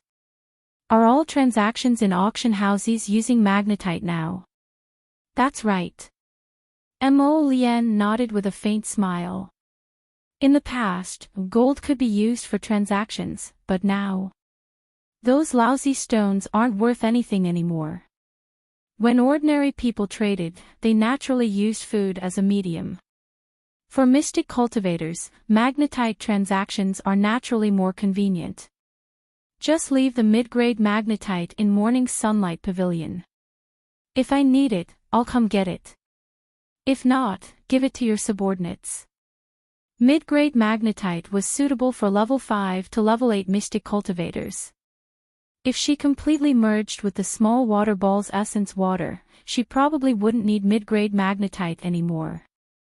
During this journey of more than 20 days, Xiaomu would travel at dawn and rest at night. Whenever she had free time, she would secretly assimilate the essence water and suppress the growth of her cultivation. Once she released this suppression, her cultivation would definitely experience a qualitative leap. But now was not the time. After the two of them reached an agreement, the Crown Prince pulled Xiaomu to the dining room on the first floor and sat down. Only then did Arbor realize that in less than an hour, the Crown Prince had made a table full of dishes by himself. What's wrong? Hurry and eat. Mo Lien passed the chopsticks to the little fellow and looked at her in amusement. Why was she looking at him with such a strange expression? It was as if he had done something unbelievable. How could it not be strange? Arbor bit his chopsticks and tasted the fish. The Crown Prince was actually a good cook, and the taste was quite good. It was simply too shocking. As the Northern Prince shouldn't he have been given everything he wanted since he was born? You cooked all of this. He truly was an omnipotent youth. Arbor looked down at her fair hands. She didn't even seem to know how to make soup. In any case, she had Sister Fatty to take care of her in the sept all these years, so she didn't need to worry about food. The little stoic focused on cultivation. How is it? As long as I want to learn, I naturally learn well. Prince Mo lightly patted the little fellow's forehead with a smug expression. Hurry and eat.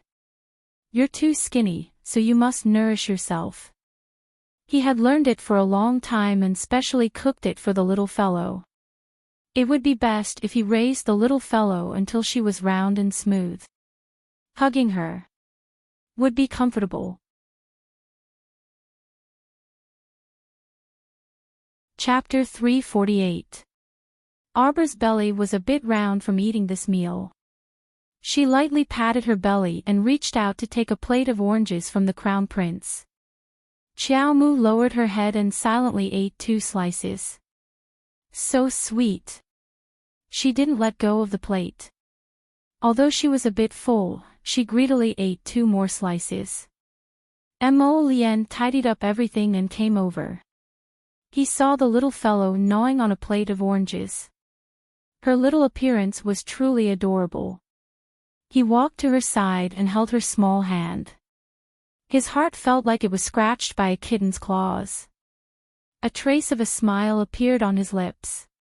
Let's go. We can go out to digest the food. Where are we going? To tell your master that we're going to Shishia Valley together. Arbor. You didn't stay at an inn after arriving at the adventurer base. Where did you go? The Crown Prince squeezed the little fellow's hand in passing. Young master. The moment the two opened the door and walked out, the old shopkeeper, who had been waiting for a long time, jumped in front of the Crown Prince. You've gotten your debt back. Mo Lien indifferently glanced at Han Chong. The old shopkeeper nodded like he was pounding garlic. The young master had already sent Sir Hidden Flower to follow them. How could they not get it back? Moreover, after those people from Wanxiang sect discovered that their young Miss Ning Baifin had also died, how could they dare to stay? They quickly scattered like birds and beasts. And be smarter in the future. Don't be so easy to talk to, the Crown Prince instructed before waving his sleeves to let old Han leave. The old shopkeeper wiped the sweat from his forehead.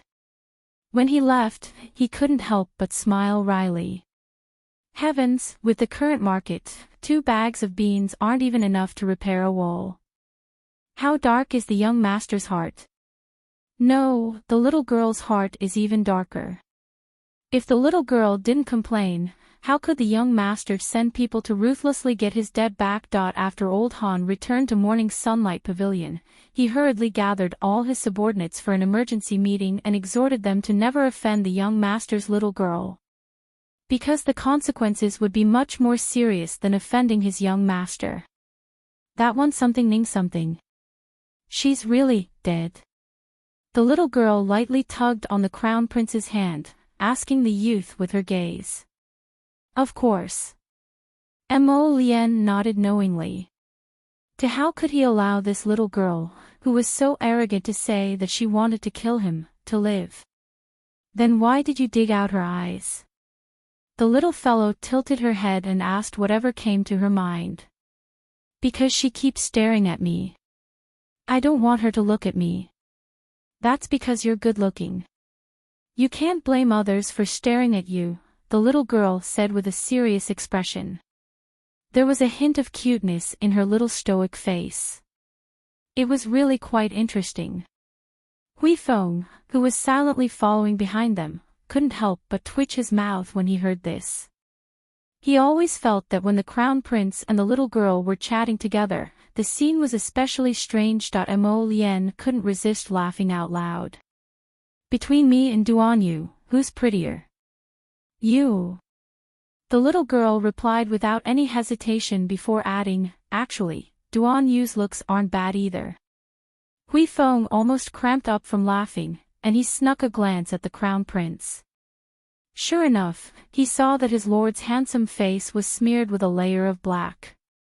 The little girl said that Duanyu was quite good-looking, stabbing the crown prince in the heart. Don't worry, he's definitely become ugly now.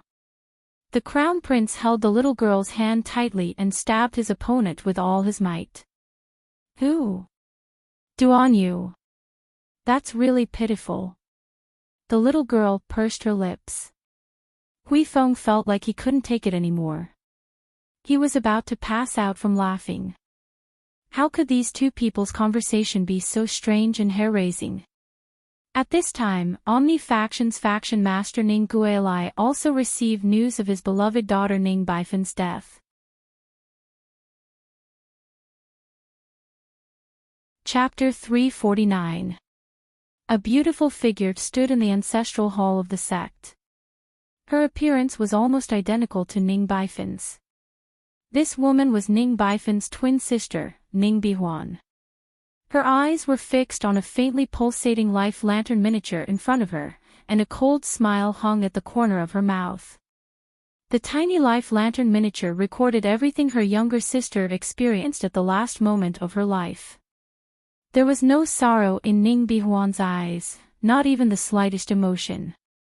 She only stared somewhat dazedly at the white-clothed youth in the life lantern miniature. He was very strong. She had never seen anyone use those few wisps of purple flames between his fingers before.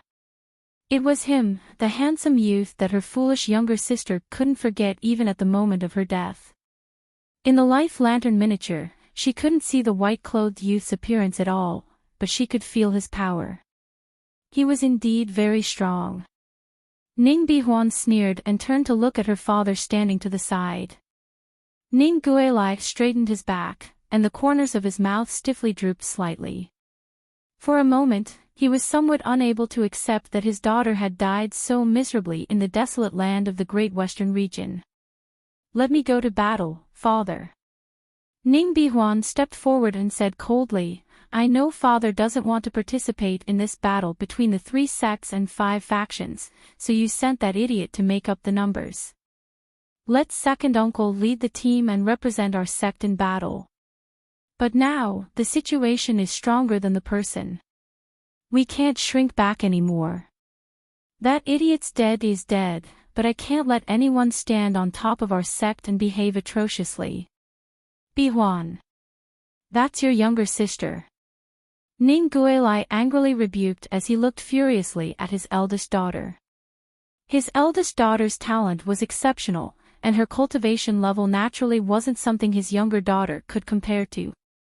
Although his eldest daughter wasn't wrong and his younger daughter was indeed a bit stupid, they were both his flesh and blood. How could he not feel heartache for his younger daughter? Indeed, he didn't want to participate in this battle between the 3 sects and 5 factions, which was why he sent his younger daughter with mediocre aptitude to Xixia Valley. But if he had known earlier that today's matter would happen, how could he have looked on helplessly as his younger daughter went to her death? Father. Please allow me to represent the sect in battle. The sect's glory cannot be tarnished. Only if the flame in the heart isn't extinguished can we face any difficulties in the world. Father. Please allow your daughter to go to Xixia Valley. After Ning Bihuan finished speaking, she reached out and heavily pounded her chest. The old man lowered his eyes dejectedly and finally nodded helplessly. Ning Bihuan got up and strode outside. She raised her arm and shouted, "Let's go." This trip would definitely be very rushed. After all, there were only 40 days left until the competition. On the other side, the crown prince held Miss Chiao's hand as they arrived at a small farmhouse's courtyard. Live here? Yes, second Marshal Uncle's friend's house. We're just staying for a night to rest and reorganize. We'll set off tomorrow morning. Jojo, please. Su Shanshan and Shui Zhao's voices came to an abrupt halt as they looked at the young man in white who was holding their junior sister's hand. They all had an impression of this young man. They had met once in Qinghe town. At that time, he had held Jojo's hand and shot an arrow that took the life of a level 3 zombie puppet. It had left a deep impression on him. Senior sisters, Mo Lian wants to go with us. He also wants to go to Xixia Valley. Arbor ran past his 2 senior sisters. I'll go talk to Master. Greetings, senior sisters, Prince Mo said courteously. Su Shanshan and Shui Xiao didn't dare to be arrogant and hurriedly returned the Crown Prince's greeting. During the celebration banquet for the operation in Qinghe town, the city lord had respectfully addressed him as Your Highness, so he must be of noble birth. Chapter 350. Although the holy water sect transcended the secular world, in reality, no one could escape from the secular world in their lifetime. Looking at this youth, disregarding his noble status, his martial arts skills were quite worthy of respect. Murong Sun and her youngest disciple walked out of the room hand in hand. When her eyes landed on Prince Mo, she was slightly startled. So your highness has graced us with your presence. Murong Sun cupped her fists with a smile. Mo Lian returned the greeting and said with a smile, Greetings to Peak Master Murong. The little stoic thought, Master and the Crown Prince know each other. But that's right. The 3 sects and 5 factions competition invitations were all sent to the old Great King of Mo Kingdom, so it could be seen that they had some interactions with the royal court. Perhaps there would be other influential officials from other kingdoms attending this competition besides Prince Mo. Murong Sun didn't say anything when the Crown Prince wanted to head to Xixia Valley with the Holy Water sect. However, when she saw the Crown Prince holding her youngest disciple's hand and saying that they were going out for a stroll, she suddenly felt like she had fucked a dog. What was going on? Why did it look like her disciple's son-in-law was visiting? Was this appropriate, huh? Her youngest disciple. She actually silently ran off with the Crown Prince without saying anything. Was this appropriate, huh? Little disciple, come back here. When it was close to evening, all of the Holy Water sect disciples returned to the courtyard. The Crown Prince and the little stoic finally returned unhurriedly. The Crown Prince was also carrying a basket of vegetables. A basket of vegetables in his left hand and a bag of pastries in his right. Murong Sun and the others twitched their mouths oddly. They felt like this scene was a bit strange. Such a handsome young man in white who seemed to be above the common populace was carrying a basket of vegetables in his hand.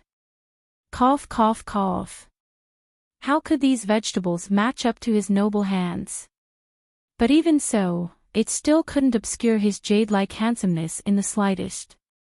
The little stoic directed the Crown Prince to put down the vegetables and looked up at him, hinting for him to explain with her eyes. The Crown Prince chuckled involuntarily and patted the little fellow's head. He then said, We met a strange uncle on the way and begged everyone to exchange magnetite. Jojo pitied him, so he used a mid-grade magnetite to exchange for some vegetables and a bag of seeds. Arbor nodded and tugged at his sleeve. The Crown Prince said, Oh, that's right. We also brought some snacks for the senior sisters. The group of senior and junior sisters from the Holy Water sect cheered and surrounded the table, talking all at once. As expected of our blood-related junior sister. She thinks of senior sister wherever she goes. Young Shirong snatched a piece of dessert. Hey, there's still a dessert shop in the adventurer's base. Yes, exchanged with magnetite. 2 pieces of low-grade magnetite for a packet of pastries. The Crown Prince nodded. Xiao Mu nodded. It's very cheap. The group of senior and junior sisters who were eating almost choked on their own saliva. This pair of prodigal children. You actually used 2 pieces of low-grade magnetite to exchange for snacks. Do you know that you will be struck by lightning for being so extravagant? Junior sister Yang, your friend said that he was going to prepare the meal. How is the preparation going? Murong Sun coughed lightly and said, it's getting late. He started preparing in the afternoon until now. Let's eat early and rest early. We still have to hurry on with our journey tomorrow morning. I'll go take a look. Peak Master Yang had just finished speaking when they heard a huge explosion coming from the kitchen. Bang!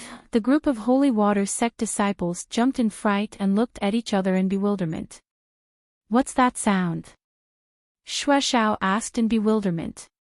Young Shirong slapped her thigh and hastily dashed toward the kitchen. Friend, how are you? Chapter 351. Cough cough, cough cough. A middle-aged man covered in soot and grime burrowed out of the kitchen ruins and hastily waved his hand at the holy water sect's master and disciples who had surrounded him. Nothing, cough cough, cough cough, it's nothing. It's nothing, cough cough. Don't be nervous, cough cough cough. Although Murong Sun's expression was calm, her lips still twitched involuntarily. As expected, a dumbass friend was also a dumbass. She shouldn't have agreed to stay here with that dumbass. Wouldn't it be better to just find an inn to stay at? Why did she have to save on those 2 expenses? All in all, it would only take 1 night. Lu Yun covered half of her face with her sleeves and chuckled. Looks like our dinner tonight is ruined. Ah, it's nothing, it's nothing. I'll go make some preparations. You guys wait in the living room first. The kitchen already blew up for you, so what else can you prepare? Young Shirong casually knocked the middle-aged man's head. Everyone's lips twitched, finding this scene comical. Then let's make a few racks and roast them simply. Murong Sun turned to Prince Mo, I'm fine with anything. Mo Lien smiled faintly. That's right, young Master Mo and little junior sister just happened to bring back a large basket of vegetables with meat and vegetables. How timely. Hence, the group of people busied themselves setting up the roasting racks, washing vegetables, and picking vegetables. They divided up the work and worked extremely quickly. When night fell, the 3 large pots of stewed pork rib soup on the racks were already emitting white smoke, and the aroma assailed their nostrils. Arbor was afraid that there was not enough food, so he secretly took out more food from his storage talisman. Everyone ate very happily this meal. Halfway through, Murong Sun took out 2 jugs of wine from her inner world and drank with her 2 junior sisters. Under the night sky, the faint firelight reflected off the little girl's face. For some reason, clusters of fireworks lit up in the distance. The sparkling fireworks blossomed under the dark curtain, illuminating the night. Mo Lien propped up her chin with one hand, and her gaze landed on her little stoic's face. The little girl was holding a small bowl of soup in her hands, and she was drinking it sip by sip with her small head lowered. Her appearance was truly adorable. Occasionally, she would raise her head to look at the people from the sect. Her gaze was exceptionally moving. There was no longer any trace of coldness in her eyes. Instead, it was filled with warmth. But Arbor didn't know that this kind of night, where the master and his disciples drank and barbecued together, might not happen again in the future. That her gaze fell on her master, who was clinking her cup with Marshal Uncle Lou's. The 2 of them looked at each other and smiled, at ease. At least at this moment, everyone was very happy. Murong Sun and Lu Yun clinked their glasses and downed their drinks. Young Shirong was chewing on a scalding pig trotter as she glanced at the 2 of them. The scene of her lips curling up was like a faintly flowing ink painting that took root in the depths of the little stoic's heart. Eternity was nothing more than this. Bang! The fireworks in the distance were dazzling, but they disappeared quickly. After the crowd dispersed, everyone went back to their rooms to rest. Only a small ember was left on the grill, burning faintly. The next day, when the sky was just beginning to brighten, everyone was ready to set off. They could only ride horses to the front of the great swamp. After that, they could only abandon their horses and travel on foot. A large wetland appeared before their eyes. The aquatic plants were lush, and there was a layer of black puddles underneath. The trees were crooked, and their branches were haphazardly extended. It was dark and damp. Caw! After a low and hoarse call, a strange bird with bald wings flapped its wings and flew over the crowd from a slanted branch.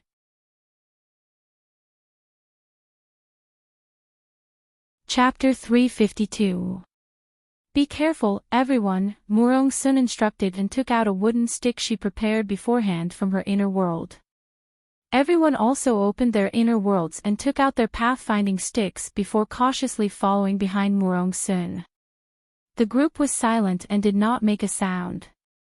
Everyone's attention was focused on the swamp overgrown with aquatic plants beneath their feet. Knowing that the path would be difficult to traverse, everyone had already changed into tall riding boots. This great swamp was extremely vast, and the entire swamp was interwoven with withered branches and trees, so it was not suitable for mystic energy to fly. Moreover, the journey was too far. If they flew halfway and their mystic energy ran out, the rest of the journey would be even more difficult. Hence, everyone was prepared to cross the great swamp on foot from the start. Arbor was at the front of the group in the middle. She stepped on the soft mud and leaves as she trudged forward. After walking for a while, she looked up at the intertwined tree branches that stretched across the sky. These messy tree branches nearly blocked the entire sky. She really disliked this place. It was so gloomy that it made her feel uncomfortable. Her small hand landed in Prince Mo's dry palm. He squeezed her hand and quietly said, "If we're fast, we can leave this place in 3 days. There's a dense swamp gas above here, so normal flying mystic beasts can't cross it. Little Seven can, but he's still in closed-door cultivation. Weak Chicken should be able to do it too," Arbor thought. However, Weak Chicken's body is not as big as the Crown Prince's golden dragon. It'll probably be a bit strenuous to carry 30 people across this great swamp, and there might not be enough seats to sit on. But in the end, the little fellow felt that Weak Chicken was a bit unreliable. If something happened during the journey, she didn't know who she could cry to. "Shit, there's a snake here. It freaking almost crawled under my skirt just now. It scared me to death." Chang Yushi screamed incessantly. Young Shirong slapped the back of her head and reprimanded, "You're a girl, so don't be so rude." Darling Chow's entire body quivered. Almost like a conditioned reflex, she suddenly jumped onto Prince Mo and reached out to wrap her arms around his neck. The Crown Prince felt as if he had caught a hot potato. He did not know whether to hug the little girl or throw her away. Embarrassed, he met the 3 Peak Masters' murderous gazes, which looked like they were looking at a lecture. The group of senior sisters from the Holy Water sect all turned their heads and looked at the 2 of them with sparkling, gossipy gazes. Something's wrong. Isn't little junior sister and this young Master Mo a little too intimate? TSK, at the moment of danger, little junior sister's first reflexive jump into his arms was already a huge problem. Put her down. Murong-sun immediately jumped out to break up the affectionate couple and pulled the little girl to her side with a dark face. This stinky brat, don't think that she didn't notice that his arms were hugging her so smoothly. This probably wasn't his first time hugging her. Prince Mo coughed lightly and hastily walked past Su Shanshan and Xue Xiao to follow closely behind Murong-sun. "Peak Master, you still have to lead the way, so it's not suitable for you to look after Jojo. Let me do it." After saying that, he pulled a certain Jojo back to his side as naturally as could be. Arbor did not have much of a reaction and merely rubbed her arm. Chang Yushi's words just now made her feel very disgusted. That sticky and cold thing almost crawled under senior sister Chang's skirt. Oh my god. Don't be scared, Jojo.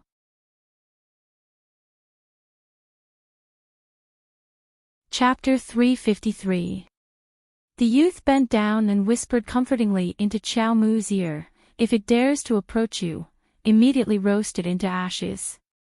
Arbor looked up at the crown prince and reflexively clenched his fists. "No. I'm not afraid of it. I want to beat it to death myself." "Good." The crown prince praised the little fellow with a grin. "I knew my Jojo would be fearless." Arbor exhaled in relief and felt his taut nerves relax a bit. Being grasped by the crown prince's slender fingers made him feel at ease, as if a type of energy was injected into him. Murong Sun's face darkened as she glanced at the youth. "Damn brat, don't push your luck. It's already good enough that I let you come along, but now you're abducting my disciple right in front of me. This is simply preposterous. Don't be angry, don't be angry." Young Shirong walked next to Murong Sun and chuckled as she fanned her with her hand. "I've already gotten used to it. My disciple is so outstanding, so it's normal for everyone to want to steal my disciple." "Who are you calling your disciple?" Murong Sun roared. Seeing her two senior sisters daily quarrel again, Lu Yun helplessly rolled her eyes. She took out an umbrella from her inner world and leisurely followed behind them. Chen Hanzi muttered exasperatedly, "Why are the two ant masters always at odds with each other?" Doya spread her hands and said with a smile, "It can't be helped." During the entrance exam, little junior sister was clearly brought back by second ant master, but eldest ant master snatched her back not long after. This is the way the two ant masters get along. Ah! Before the other female disciple from Third Peak could finish speaking, she suddenly felt her body abruptly sink, and she involuntarily cried out in alarm. "Mingxia!" Chen Hanzi and Doya reflexively reached out and grabbed one of Mingxia's arms each. Their faces were slightly pale as they held on tightly. The others hastily rushed over after hearing the news. Prince Emo tightened his grip on the little girl's hand, his expression solemn. These quagmires can change their direction. It was clearly fine when they walked past, but when it was Mingxia's turn, she sank into the quagmires. "Don't worry. Turn your body slightly to the side and maintain it." Murong Sun took out the rope Yu Xian prepared from her inner world and quickly tied a knot around Mingxia. Murong Sun gathered her energy and leaped up, pulling Mingxia's entire body out of the swamp. However, what followed was a swamp crocodile with wet bumps all over its face, bearing its fangs. No, to be precise, it was a corpse crocodile that had mutated. Be careful. It's a level 3 mutant swamp crocodile. Arbor was shocked.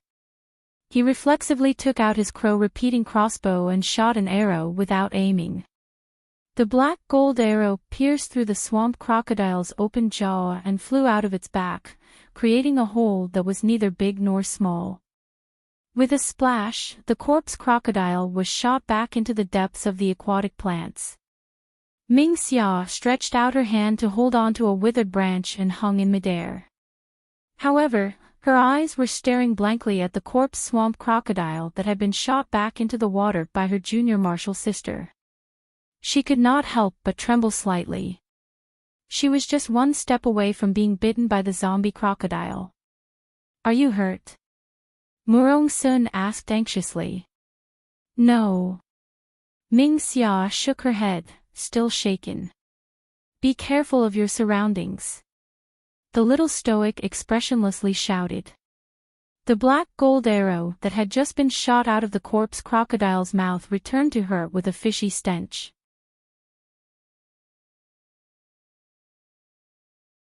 Chapter 354. Arbor slightly stretched out his arm, and the crow-gold arrow flipped in the air.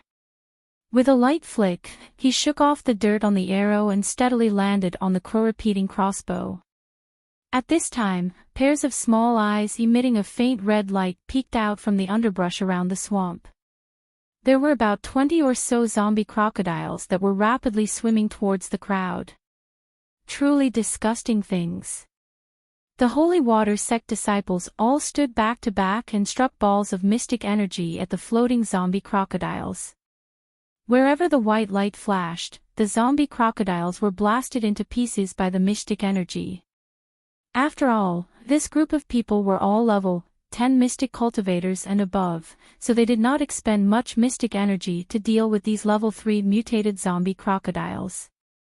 However, they needed to be careful and not let the zombie crocodiles get close. If they were bitten, it would not be a laughing matter.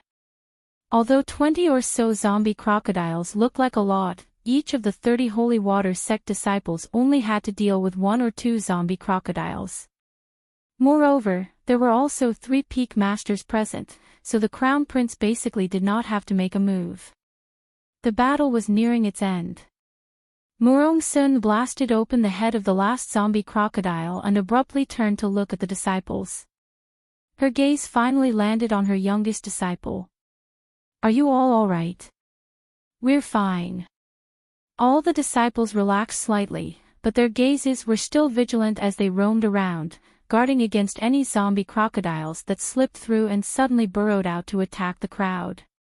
Arbor lowered the crow-repeating crossbow in his hand and said with a solemn expression, "Be careful. Don't get bitten by these things." Everyone nodded in succession with a heavy heart. "Continue forward." Murong Sun turned around to lead the way. Young Shirong also lost the mood to joke with her senior sister and quickly followed. "All right, be careful and keep up with the group. Let's go quickly." Lu Yun had the disciples follow in a single file, and she ended up bringing up the rear. After this zombie crocodile attack, everyone's expressions turned solemn, and they were very cautious as they continuously probed the surrounding water plants with wooden sticks. After walking for a whole day, they were all in a state of full alert. By the time night fell, everyone was dragging their feet, feeling very tired. Murong Sun gazed ahead.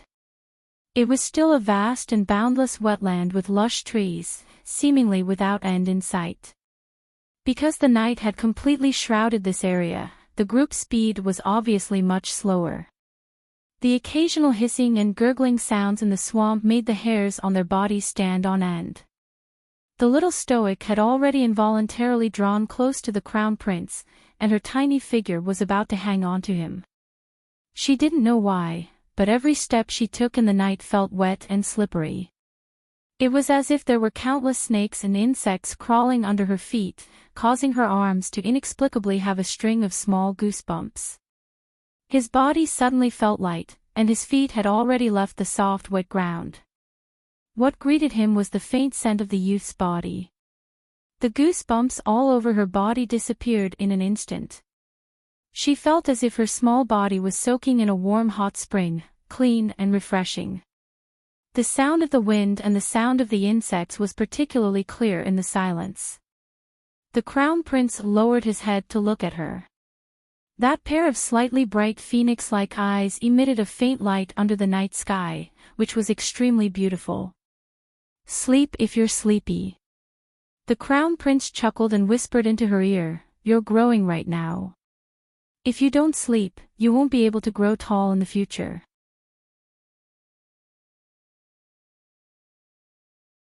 Chapter 355. What nonsense.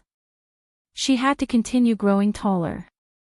The little stoic harumphed lightly and blinked her tired and sore eyes in this night where she couldn't see the moon or stars.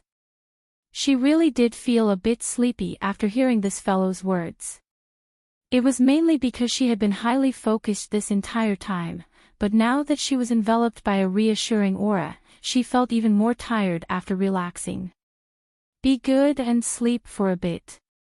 I'll wake you up when it's daybreak. Don't be afraid, I'm here." The little fellow batted her long eyelashes, and her large, bright eyes closed slightly. "I can hold on." Mo Lien chuckled softly and lowered her head slightly. She reached out and gently stroked her small face. Sleep, little fellow. You're still young, so there are many things you don't need to force yourself to do. Be good and sleep for a bit. It'll be daybreak soon. Arbor opened her small mouth, and her slightly closed eyes weakly opened. Before her drowsiness overwhelmed her, a trace of astonishment flitted through her mind. Apothecary. The Crown Prince, this guy, was actually an apothecary. He only lightly stroked her, and that faint fragrance of medicine wafted into her nose, causing her to sink into drowsiness. Since her rebirth, this was the first time she discovered someone with a special ability like an apothecary. Their every breath carried a trace of medicinal power. High-level apothecaries could instantly make small wounds on a person's body disappear. In her previous life, apothecaries were also her friend's research subjects. He madly researched the mysteries of inner world growth and was even more passionate about researching apothecaries' bodies. Back then, there were actually 2 other people who were locked up in the other 2 small black rooms with her. However, they were locked up separately, so she didn't see those 2 people face to face. She could only hear 2 different painful whimpers when the cruel and inhumane experiment began. When she was carried out of that small iron cage by Master, those 2 people had already been tortured to death, probably because she didn't hear their voices for a long, long time afterward. She lived on humbly and was treated as a tiny pet, living under Master's meticulous care. Before Arbor fell asleep, she opened her mouth slightly and softly called out, "Emolien." Her eyebrows furrowed uneasily. Prince Emo was such a strong young man, it was impossible for him to be captured by that pervert to be experimented on. Impossible, impossible. This kitten-like cry touched the young man's heart, and he subconsciously lowered his eyes to look at her. The little fellow's little hands were tightly clutching onto his clothes in his sleep, and he didn't seem to be sleeping very well. Emolien leaned closer to her and gently blew at her. Looking at the little fellow's slightly relaxed eyebrows, she smiled with satisfaction. When Arbor opened his eyes, what appeared in his dazed eyes was the darkness of intertwining branches. His mind was still a little muddled. However, when he heard Master Murong Sun's furious roar of, "Damn brat, hurry and put down my disciple," he regained some clarity. Peak Master Murong had been holding it in for an entire night. He was so angry that his liver hurt. If it wasn't for the fact that her child needed a good night's sleep, she would have beaten him up long ago. Although this damn brat had good intentions, she couldn't allow him to freaking take advantage of her little disciple. Hug, hug. Look at how practiced he was. He was clearly used to hugging her. Prince Emo helplessly put down the little girl. He was afraid that her legs would go limp after sleeping for an entire night, so he reached out to support her soft waist. "Jojo, good afternoon."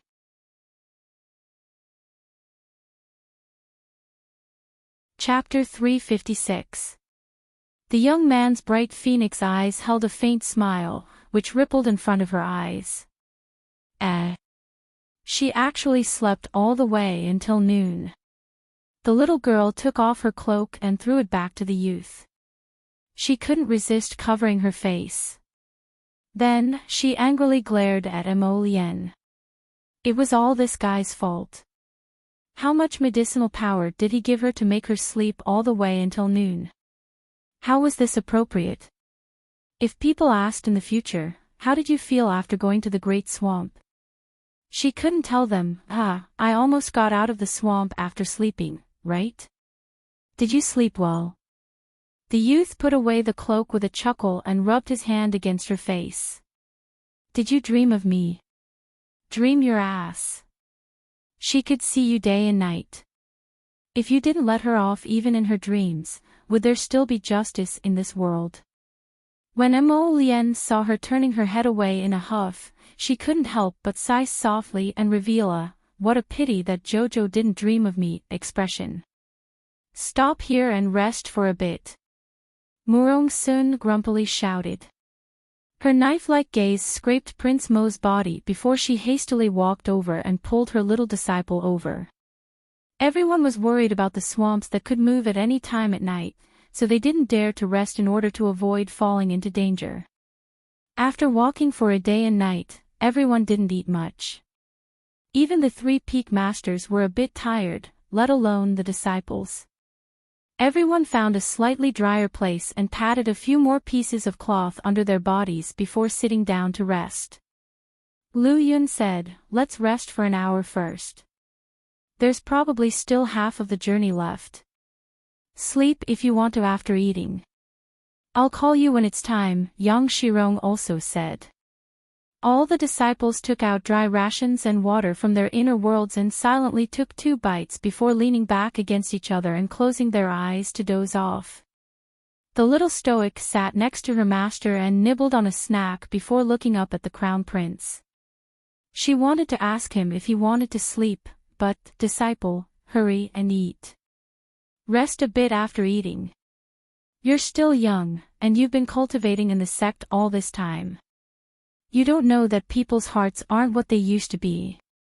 There are too many bad guys in the world, so you have to protect yourself." Murong Sun turned the little fellow's head back and irritably glared at Prince Mo. The latter had an innocent look on his face. Bad silver was definitely not him. When the hour was up, everyone got up and set off again. Other than Arbor, all of the Holy Water Sect's disciples were great mystic cultivators level 10 and above. Although the journey was very arduous, a mystic cultivator's body was very valiant, so it wasn't a problem for them to last several days. The group hurried on for another half a day. Along the way, they encountered danger of falling into a swamp twice. Both of them were resolved by the Peak Master. This swamp is a nuisance. If a person falls into it, they will sink deeper and deeper if they use their Xian energy.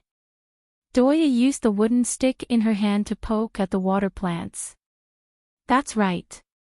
That's why eldest martial uncle prepared so many ropes in advance. Fortunately, Master and the others are accompanying us to Shisha Valley. Murong Sun and Yang Shirong suddenly stopped and raised their hands, gesturing for everyone to stop. Everyone's nerves, which had just calmed down, tensed up again. A series of clanking noises came from the distance. Occasionally, it was mixed with the sound of mystic energy flowing and the crowd's shouts. Murong Sun and Yang Shirong jumped onto the tangled branches that extended diagonally to the left and right and carefully looked at the source of the noise. "There's a group of people over there. They seem to have encountered quite a bit of trouble."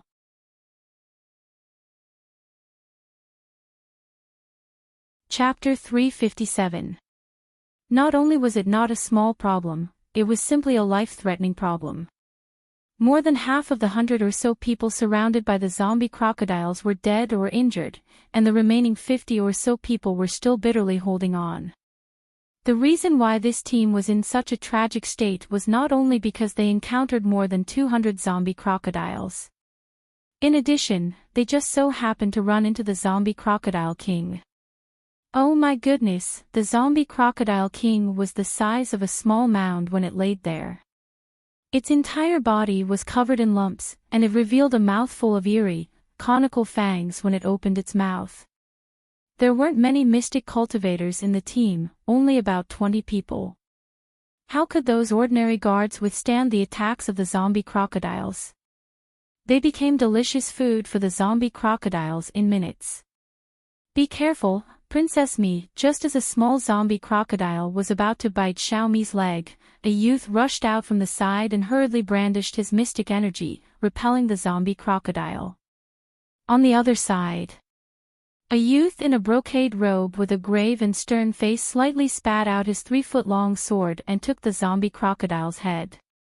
A white light flashed, and an ugly zombie crocodile's head was severed and flew high into the air.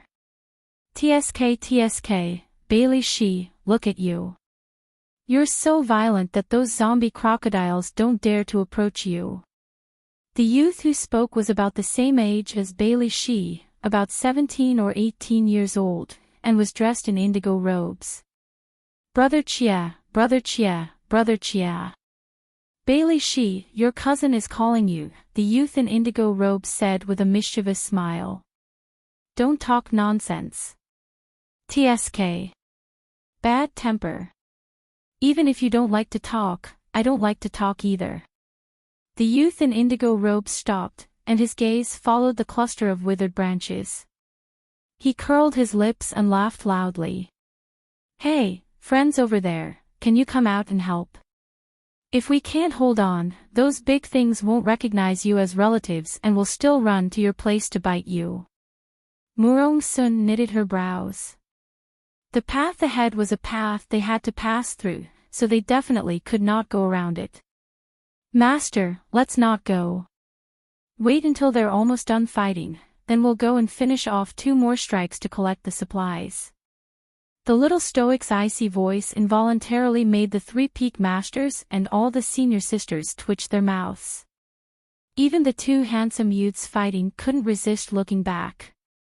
Could this be the legendary looting a burning house? Friend, it's not nice of you to do this. The 2 youths couldn't clearly see who was hiding at the other end of the wetland. They only sensed that there were quite a number of people in that group, and there were a few particularly tyrannical auras among them. You're kind.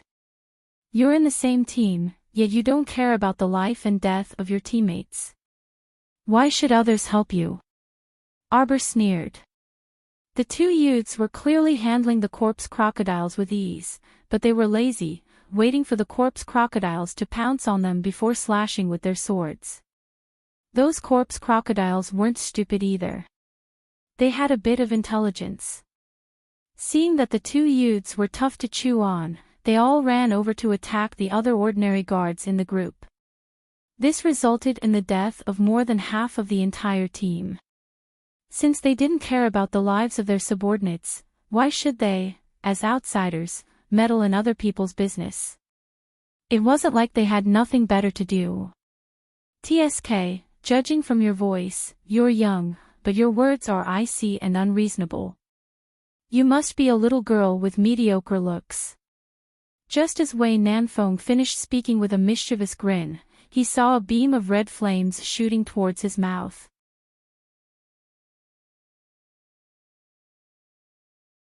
Chapter 358. Fuck. What kind of person acted so viciously, throwing a flame at his mouth at the slightest disagreement? Wei Nanfeng withdrew his playful expression and abruptly turned his body to dodge. A mystic energy circled in his hand and struck the flame. However, the flame was only slightly deflected by his mystic energy and scuttled past his collar, scorching a clump of his hair in an instant. Wei Nanfeng's smiling baby face abruptly changed color. Lowering his head to look, half of his indigo-colored sleeve had been burned away by the falling flame. Simply preposterous. Wei Nanfeng's baby face completely sank, and his eyes narrowed with a trace of coldness. Who is it?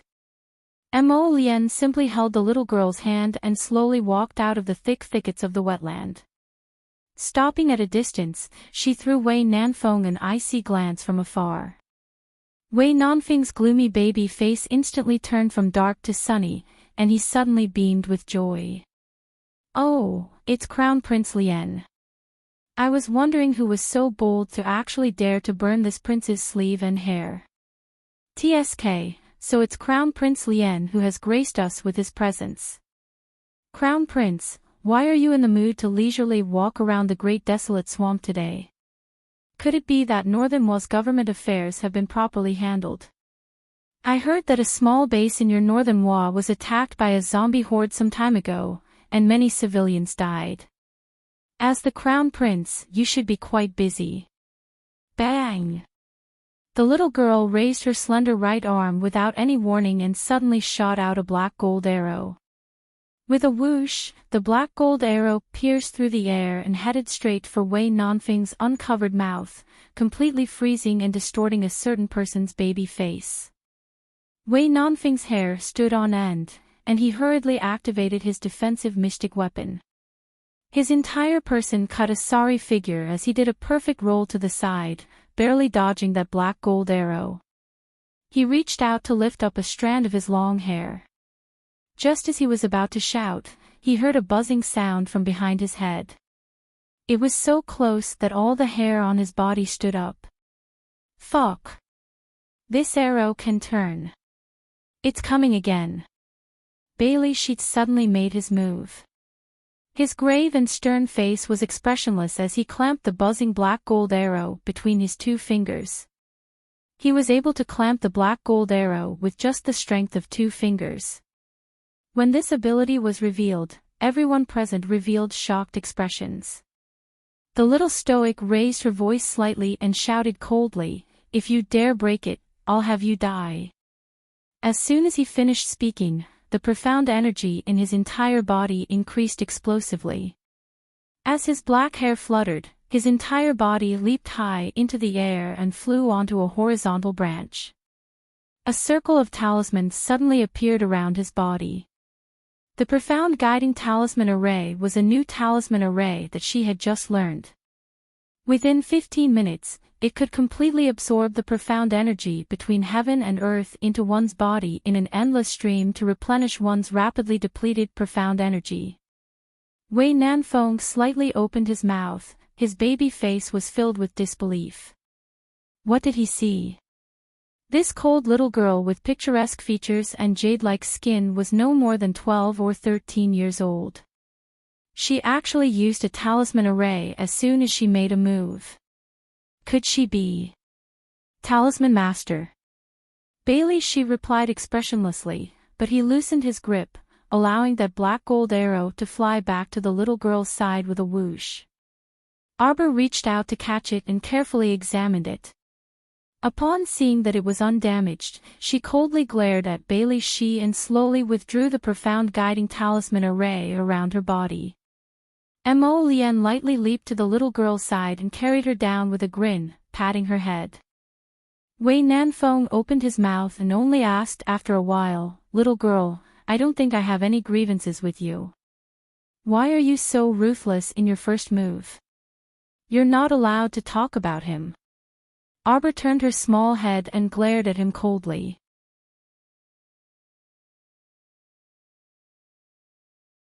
Chapter 359.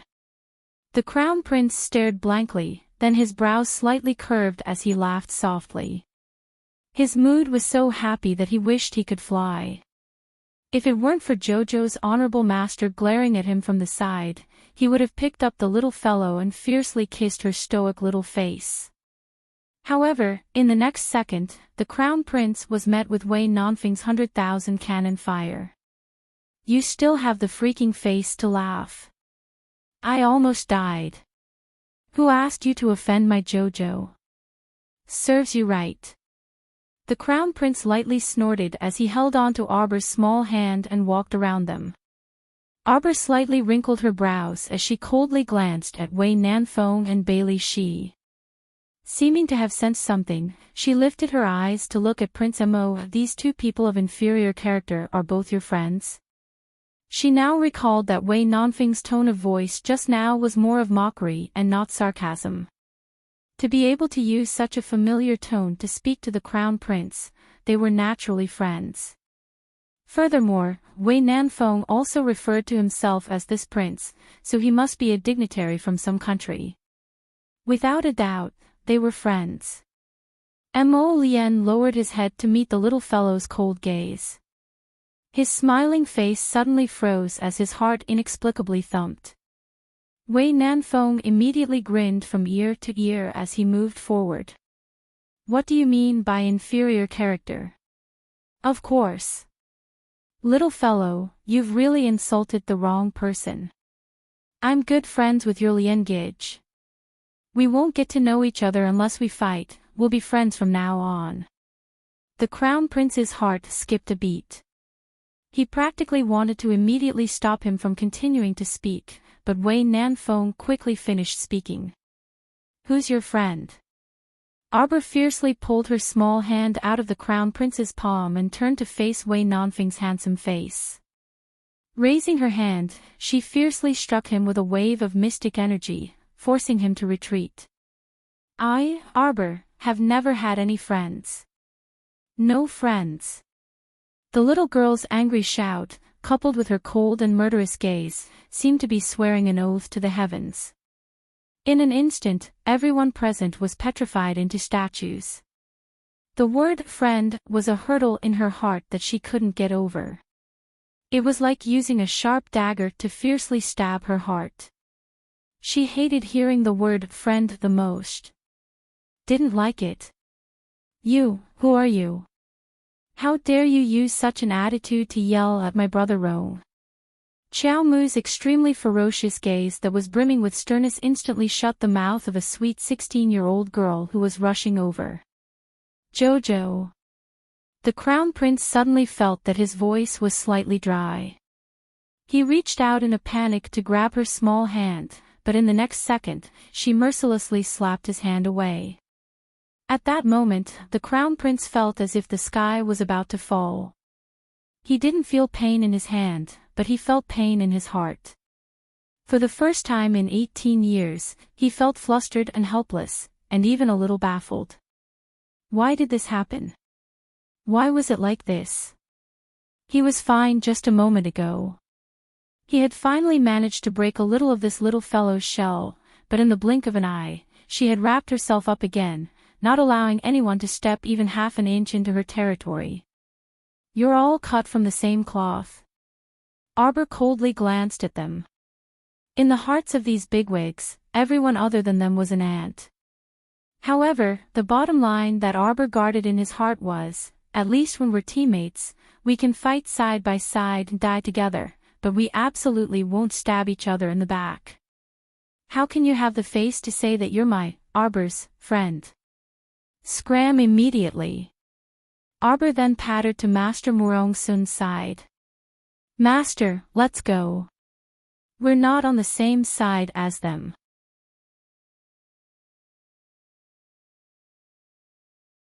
Chapter 360.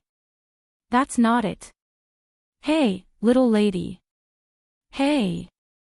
Wei Nanfeng chased after her with a baffled expression. He turned his head to sneak a glance at the Crown Prince, but he was frightened by the cold and furious glint in the Crown Prince's pitch-black pupils. Lien. No, I don't know what the little lady is angry about. How was his character bad? His character couldn't be too good. Bailey Sheet stood on the side with his arms crossed and suddenly explained, strictly speaking, we can't be considered teammates with those guards. They're only Princess Xiaomi's guards. What? The little lady is angry with Lien because of those little guards that died. Just now, he and Bailey Shi indeed didn't try their best to slaughter those zombie crocodiles.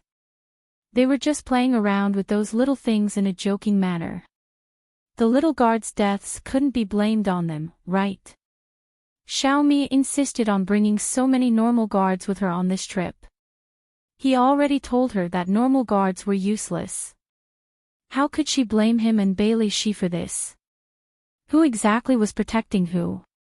As masters, was there a need for them to protect a few weakling guards? Don't follow me. Mo Lien vented her anger on the two of them and hastily followed the holy water sect's departing group. Wei Nanfeng's baby face also darkened. How could he not follow? There was only this one path out of the great swamp. Soon after, the holy water sect's group slaughtered their way into the zombie crocodile horde, sweeping everything before them as if they were chopping vegetables. Mo Lien followed and ferociously struck the zombie crocodile king with her purple flames, venting her stifled and agitated emotions. The zombie crocodile king that was still incomparably ferocious immediately shriveled up under the flames like a ball that was suffocating. Jojo. Mo Lien hastily went up to explain, but before she could get close, Su Shanshan blocked her with a cold expression. Young Master Mo, little junior sister's mood might not be very good right now. You should not disturb her for now. Su Shanshan's expression was slightly displeased as she extended her hand to block Mo Lien's path. Senior sister, Young Master Mo, don't say any more. You should walk a bit further away with your friends. I feel that junior sister doesn't really want to see you guys right now. Su Shanshan's sword hilt rudely pushed Mo Lian lightly. With this push, Mo Lian felt like she was 10,000 steps away. Little junior sister was so sensible that it made one's heart ache. Even so, they still made her unhappy. Su Shanshan and the other senior sisters immediately lost their good impression of Prince Mo. Master, I once had a team. The little stoic crouched next to a patch of aquatic plants that had been completely dyed muddy by blood. She held a branch in one hand and subconsciously poked at the mud on the wetland. There are body cultivators, mystic cultivators, superhumans, and normal people. Every one of them is very useful. Even if they are just ordinary people, they are all working hard for this team. Later, the environment became worse and worse, and survival became more and more difficult. Everyone slowly died, and in the end, only me and a teammate were left. The little stoic suddenly smiled. However, Murong-sun felt that her disciple was better off not smiling. This smile was too desolate. Her eyes were filled with a black fog, and she could not see any light or hope. At least when we're teammates, we shouldn't stab each other in the back. We should support each other, right? The little stoic suddenly cried. Murong-sun had never seen such a sorrowful expression on the stoic's face. Seeing her disciple's tears fall down in strings, Murong-sun's heart ached to the extreme.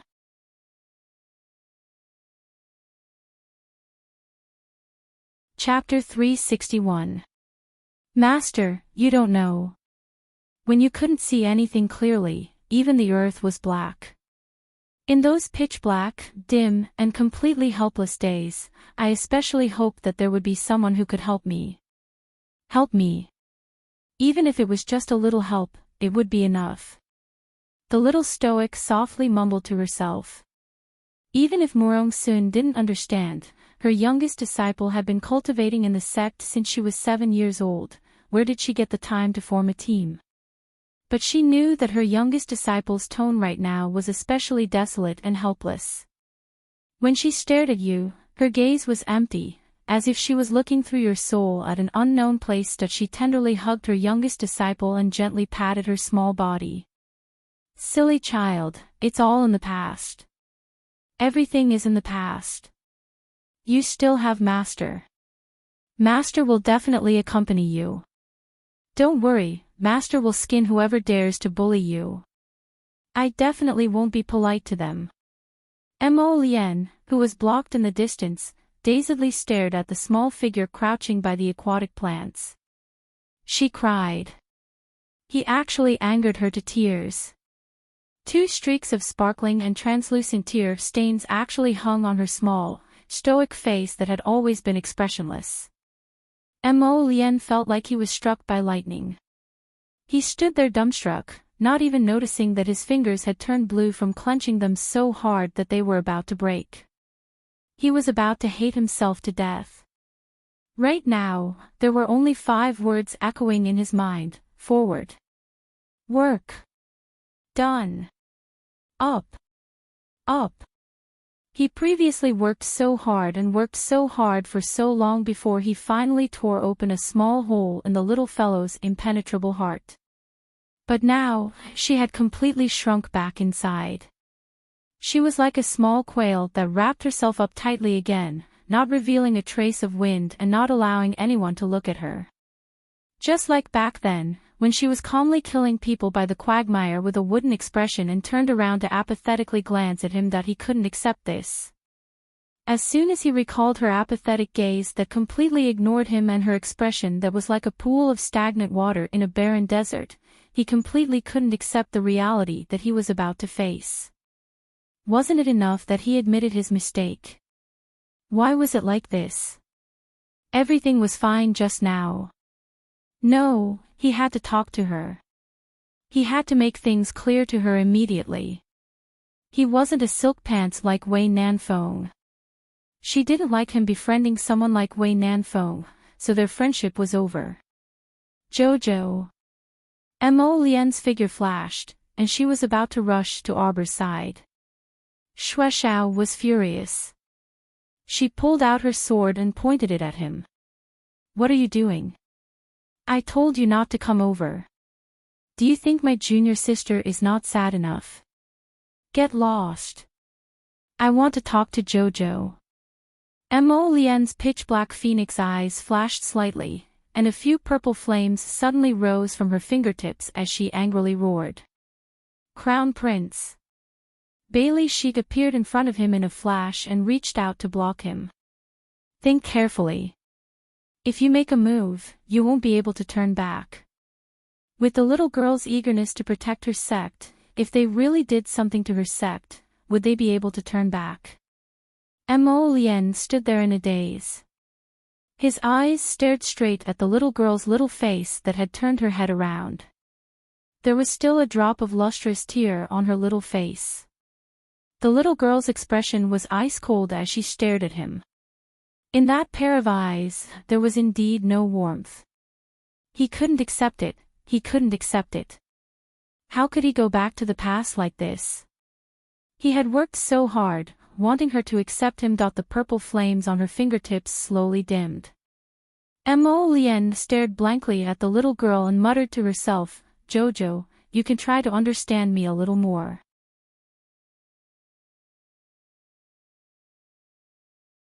Chapter 362. After a day and a half, everyone successfully left the Great Swamp. Perhaps it was because the group became serious later on that their firepower was too fierce or something else, but the zombie crocodiles they encountered later were all taken care of in a matter of minutes, and there were no more casualties. After exiting the Great Swamp, the closest place to rest was a desolate and dilapidated village. At the entrance of the village was a dilapidated tea house made of straw. There were many dilapidated tables and stools placed outside, but they were still barely usable. When Murong Sun led the group over, the curtains of the tattered mat inside the tea house just happened to be lifted from the inside. As soon as they met, they were three burly men with their sleeves rolled up high, revealing their strong muscles. They were all covered in dirt. When the leader noticed Murong Sun alone, he revealed his yellowed teeth and chuckled. Oh my, second brother, third brother, I didn't expect there to be a fat sheep in this dilapidated village. We can capture them and send them to Black City together with the goods inside. When the group of Holy Water sect disciples silently walked up and drew their swords, the burly man revealed a dumbfounded expression again. These young ladies could not be mentioned in the same breath as the goods inside, but they looked like they were not to be trifled with.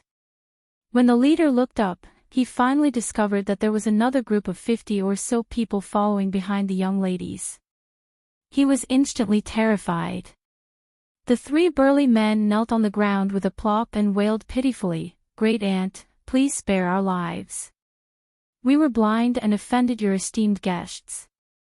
Hey, miss, wait. Seeing Arbor walk into the dilapidated tea house without a word, the burly man cried out in alarm. You are the villagers here? Murong Sun asked coldly.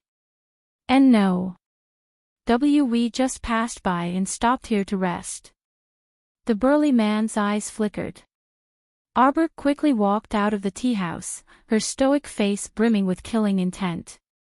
Without any explanation, he snatched the sword from a senior sister's hand and slashed it over. The long and flat head flew high into the air and was turned into a bloody mist by a terrifying profound energy in the air, which sprinkled down. The other two burly men nearly peed their pants in fright. Their bodies trembled as they shrieked in a distorted voice, What are you doing? Slaughtering pigs. Can't you see? The little girl said coldly. Those inside are your cows and sheep. And all of you are nothing but pigs in my eyes. In this world, if you don't want to be a pig, if you don't want to be a cow or a sheep, then you should become stronger. However, you won't have another chance in this lifetime. As soon as he finished speaking, he sliced off a head with his sword, mercilessly taking the lives of the other two. "Little girl, when are you going to stop messing around?" Wei Nanfeng's face was slightly hot. It couldn't be said that he wasn't shocked in his heart, but he was more angry out of humiliation. This little girl who killed decisively was truly terrifying. When she did not speak, almost no one dared to speak. The atmosphere was so oppressive that it was unbearable. Along the way, even the restless Xiaomi stopped making a fuss and kept her mouth shut. Arbor coldly glanced at him. Wei Nanfeng could not describe what he felt from that gaze. It was so dark that not a single ray of light could be seen. Wei Nanfeng was a bit discouraged. He irritably raked his hair and said, "Fine, fine, just take it that Bailey and I were wrong. We shouldn't disregard the lives of our teammates. We know we were wrong, okay? But all of this has nothing to do with Crown Prince Lien. Can you not take your anger out on him for no reason?" "Shut up." The Crown Prince suddenly rebuked angrily. The oval-faced girl standing next to Bailey, she did not even dare to breathe loudly. She felt like there was a rock pressing down on her heart. It was unbearable.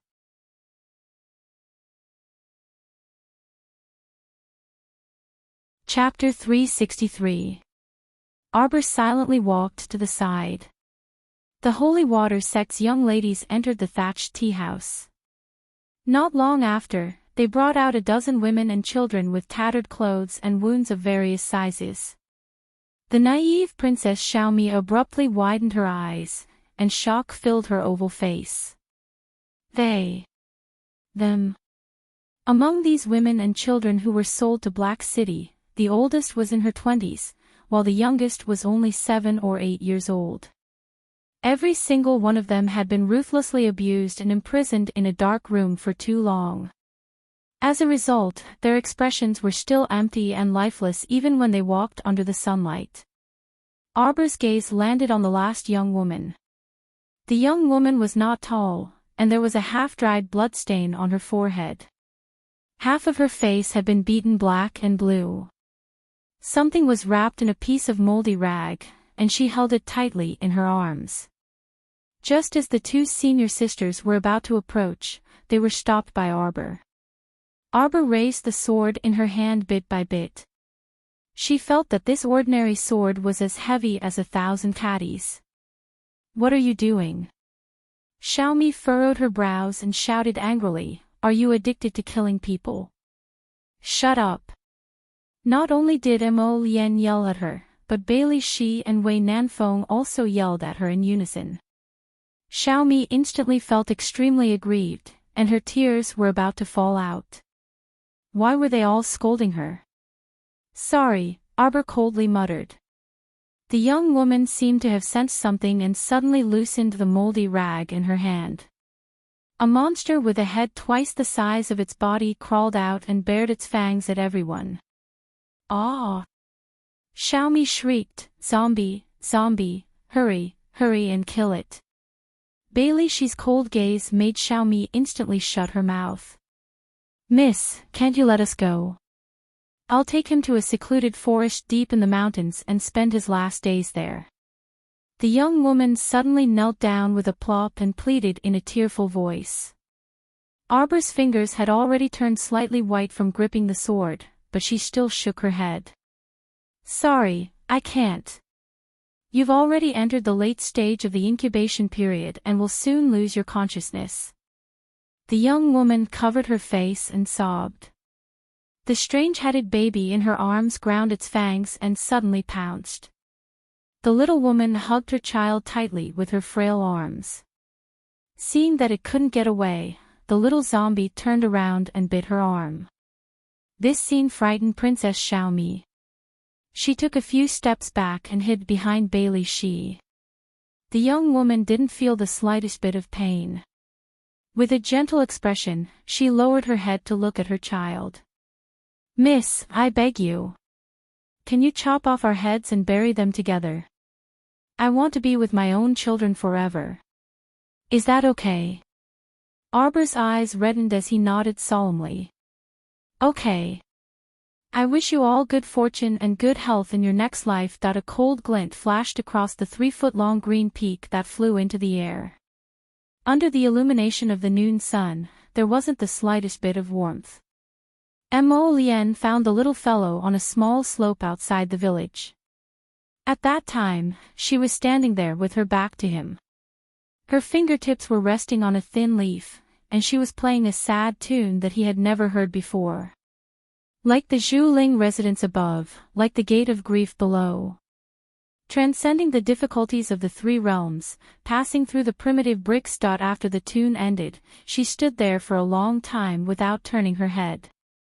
Until the sun set in the west and the curtain of night faintly shrouded, she stood there motionless like a statue. Mo Lien's heart was so stifled that it was about to explode. He could no longer restrain his explosive emotions. His figure flashed, and he quickly landed beside her. He stretched out his arm and forcefully pulled her into his embrace. Babies, after the 4th watch, I'll go out tonight. See you all tomorrow. Give out candy tomorrow.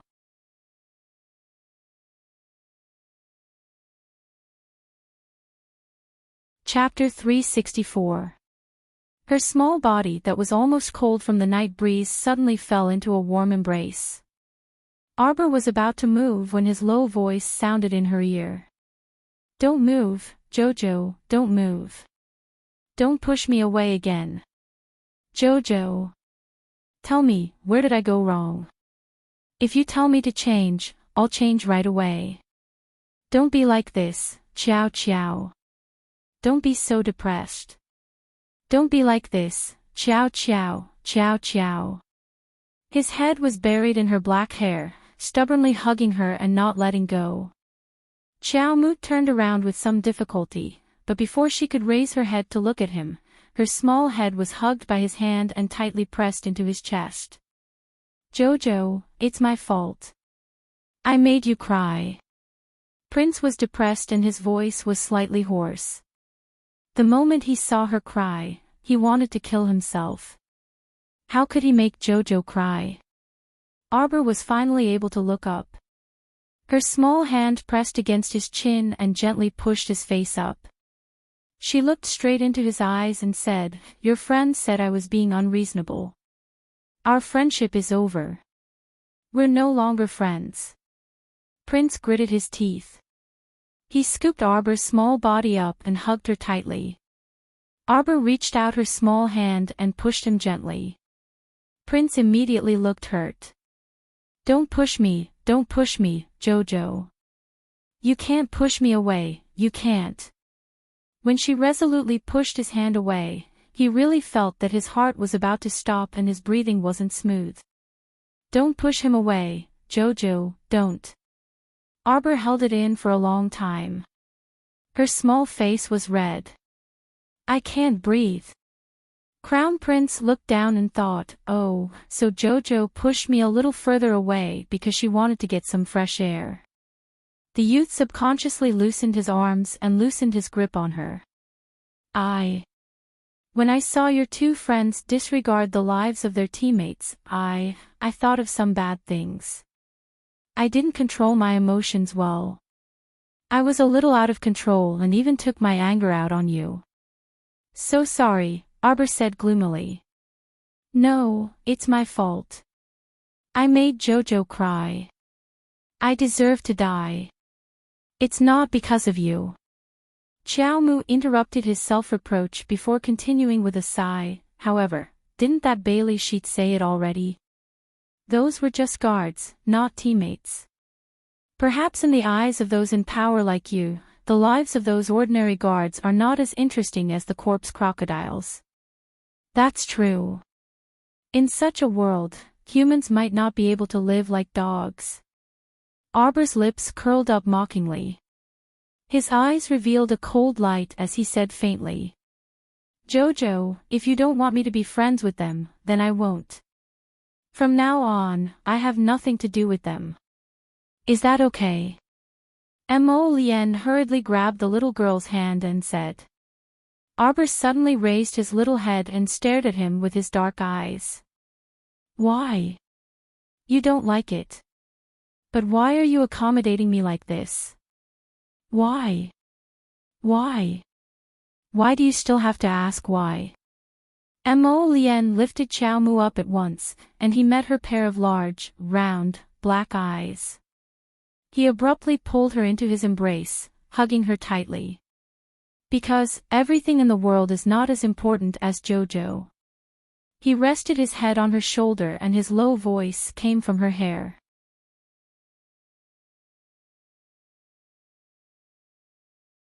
Chapter 365. Arbor looked at him seriously. It's not good for you to be like this. You've become used to giving in to me.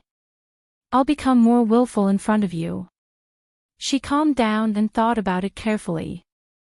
Why was she angry at him for no reason? It was because she didn't like the lousy teammates he had. She couldn't throw a tantrum at him just because she didn't like his friends. This was obviously inappropriate. But what was the reason? It was all because he had spoiled her. She should swallow the bitter fruit of her own spoiling. Xiao Mu lowered her head and reached out to touch her fingers. Mo Lien lifted her chin and looked at her seriously. Jojo, I don't think Jojo is willful at all. Instead, he felt that this little rascal's heart was deeply suppressed, as if she had a stomach full of secrets that couldn't be stripped away. Arbor looked at him quickly and then lowered her head again. Mo Lien set her down and circled his arms around her body. He lowered his head to plant a soft and gentle kiss on her forehead. It's just that, whether you hit me or bite me in the future, don't throw my hand away again, alright? At that moment, he was really flustered. He was so flustered that he couldn't tell north from south. Her small and soft hand placed in his and pressed his fingers. Okay. Mo Lien laughed in a low voice. In the past, this word could kill a conversation, but today, it was especially pleasing to the ear. Mo Lien. Prince's heart skipped a beat. He sat down with the little girl in his arms and looked down at her. Go on. We can't change this dark world. We can't change anyone. But I always think that if we're in the same team, we should trust each other more. Sometimes, maybe it's just a small gesture, but it's enough to let a pitiful person in the endless abyss see a ray of light. Just like me at that time. Giving up on a teammate is tantamount to betrayal. It's just like that, it's nothing. Okay. Mo Lien folded his arms and looked down at her. Jojo, try to trust me completely, okay? No matter how this world changes, I'll give up everything, but I won't give up on Jojo, okay? I will never betray Jojo. Arbor turned his little face and looked at him seriously for a while. His little head paused slightly. Mo Lien couldn't help but burst with joy. As long as his Jojo was willing to try, even if she was covered in 1,000-year-old ice and 10,000-year-old frost, he would spare no effort to break it open little by little, so that she could truly walk out of it. Arbor arched his body in his arms and stretched out his hand to yawn. He hadn't slept for 2 days and 1 night, and he had spent so much energy along the way. His little body was really tired. Go to sleep. I'll stay here with you. How did you find this place? The little girl asked, half awake. You didn't hit my senior sister, did you? No. They hit me. Mo Lien pinched her little hand, feeling wronged. Oh. At the same time, in the shabby tea house, a group of senior sisters from the Holy Water sect were angrily kicking and beating the dozens of golems in front of them. These golems were all 10th level body cultivators and above, but they didn't fight with them. They didn't react no matter how they kicked or hit them. They just pestered them endlessly and refused to let them leave the thatched hut. The senior sisters were so angry that they all vomited blood. They beat them until their arms and hands hurt, but these golems didn't hurt at all.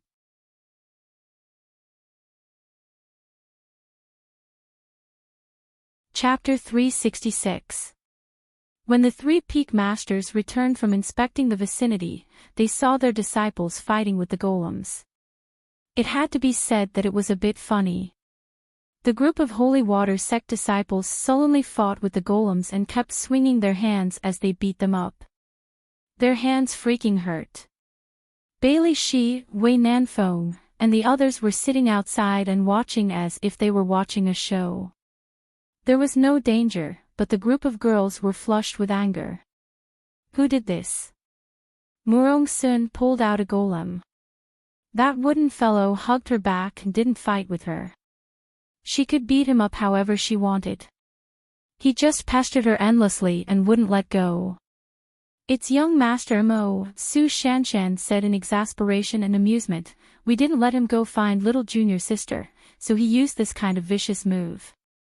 Murong Sun flicked the golem's head, but before she could kick it, the golem suddenly stopped moving. Murong Sun turned around and saw that the other golems had also stopped moving. Fuck! Chang Yushi angrily kicked the golem in front of her. Why did it stop? Murong Sun was also speechless, but she had broad horizons, so she naturally knew more than the disciples. These golems need to be supported by spirit stones, so they probably ran out of spirit stones. But speaking of which, that damn punk was quite generous to be able to take out so many golems at once to deal with them. Master, I'll go wring that punk's head off. The hot-tempered Shuashao angrily said. Forget it, let him do as he pleases. Murong Sun shook her head. The damn punk was quite attentive to her youngest disciple. It would be good to have him persuade the little girl so that she wouldn't be left alone all the time. Her heart ached just looking at her. Peak Master Murong, after leaving this village, we can reach Shuang City near Shixia Valley after walking on the official road for about 10 days. Since it's still early, we can recuperate in the city for 4 to 5 days. How about this Highness be the host? There was only one city within a radius of 1,000 feet, so it could be imagined how lively it was inside. Wei Nanfeng was anxious to mend his relationship with the little girl, so he was busy roping in the holy water sect. We can recuperate for a few days, but you don't have to be the host. Murong Sun waved her hand. Yang Shirong snorted. Isn't that so? The holy water sect isn't so poor that they can't afford to raise their disciples. If we're not on the same side, we won't be able to walk together no matter what. You better save your breath. It's best if you take your team and scram now. Why do you keep following us? Don't. Wei Nanfeng didn't get angry, and instead chuckled as he moved forward. 3 peak masters, please give me a chance. Don't worry, I will arrange everything properly. It will definitely allow everyone to rest comfortably. Humph. Everyone snorted in agreement. After a night of silence, the little stoic finally ran back around noon the next day. The holy water sect disciples surrounded them in a hubbub and used their daggers to stare at the crown prince, who was holding little junior sister's hand. Junior sister, are you all right? The little stoic shook her head. I've made senior sisters worry. Silly girl. As long as you're happy, nothing else matters. Su Shanshan raised her hand and patted her head. Murong Sun walked over and irritably glared at the crown prince. Put away your golem. Mechanical puppet. The little stoic raised her head and looked at the crown prince in confusion. The crown prince squeezed her small hand and looked back innocently. I didn't do anything, but I was ganged up on by your senior sisters.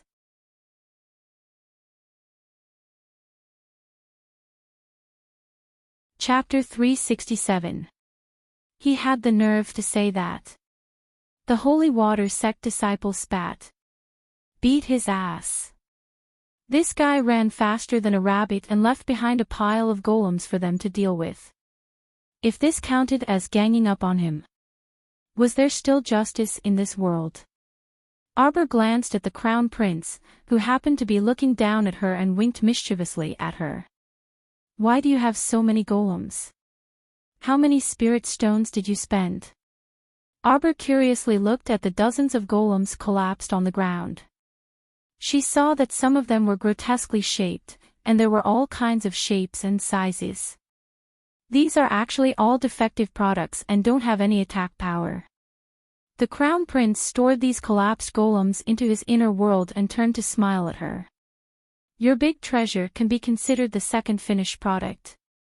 I made a lot before, but almost all of them were failures or half-finished products. Bah! They don't have any attack power, but they beat me until my hand is about to break. Shang Yushi rolled her eyes in exasperation. I gave you all the spirit stones.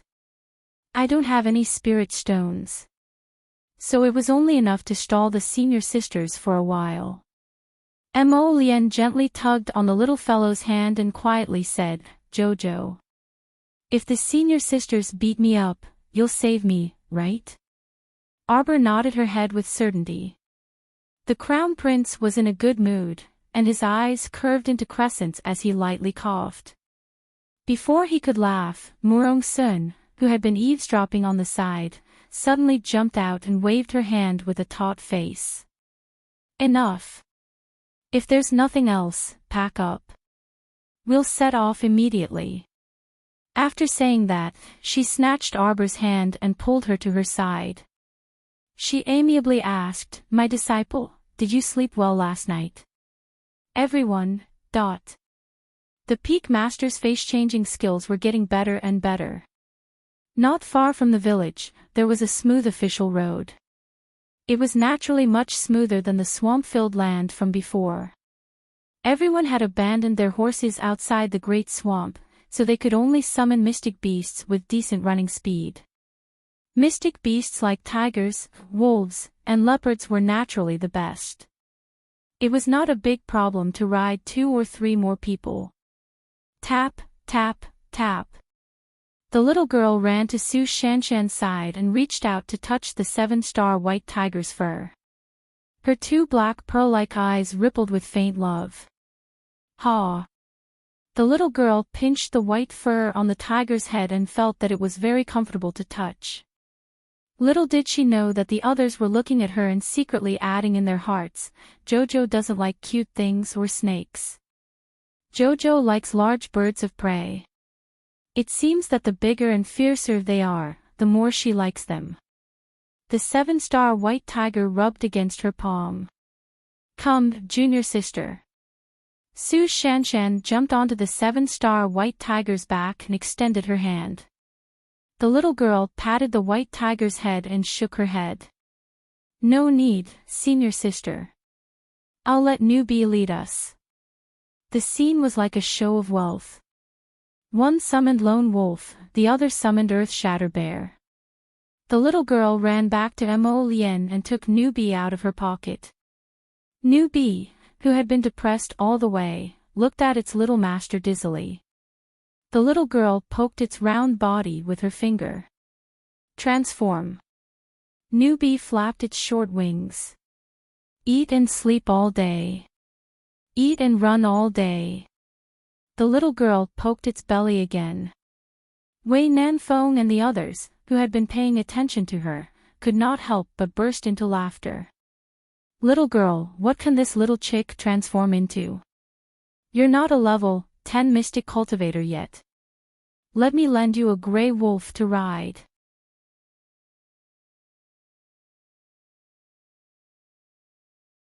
Chapter 368. Princess Mi of the Shao Kingdom sat on an earth-shattering bear, her hands gripping the black bear's glossy mane as she spoke loftily with her back straightened.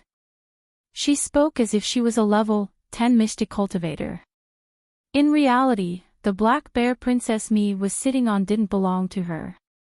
It belonged to her personal bodyguard, Gong Sun Yang. Arbor didn't even turn his head and turned a deaf ear to Xiao Mi's words. It wasn't that this naive Princess Mi of the Shao Kingdom was a bad person. When she saw those rescued women and children, her eyes would also redden in sympathy. However, this princess had always been used to being lofty, so her words were filled with an air of bossiness. Arbor poked Weak Chick's body with his finger. Hurry and transform. Xiaomi was about to laugh out loud but was interrupted by a chirp. Her mouth gaped open in shock. The little chick in Xiao Mu's arms flapped its short wings and flew into the air. Its pair of small wings abruptly transformed into a pair of long, bluish-green wings, whipping up gusts of gales in the air. Other than the holy water sex people watching calmly, even the crown prince couldn't resist raising his handsome brows. His darling Qiao was impressive. Although she hadn't signed a contract with a mystic beast, she actually had an ancient Qinghuan by her side. At this moment, Wei Nanfeng's jaw dropped. A trace of astonishment flashed across Bailey Shi's expressionless face. Xiaomi was even more shocked as she looked at the large cyan blue bird circling in the sky. For a moment, she didn't know what to say. Why do you have a mystic beast?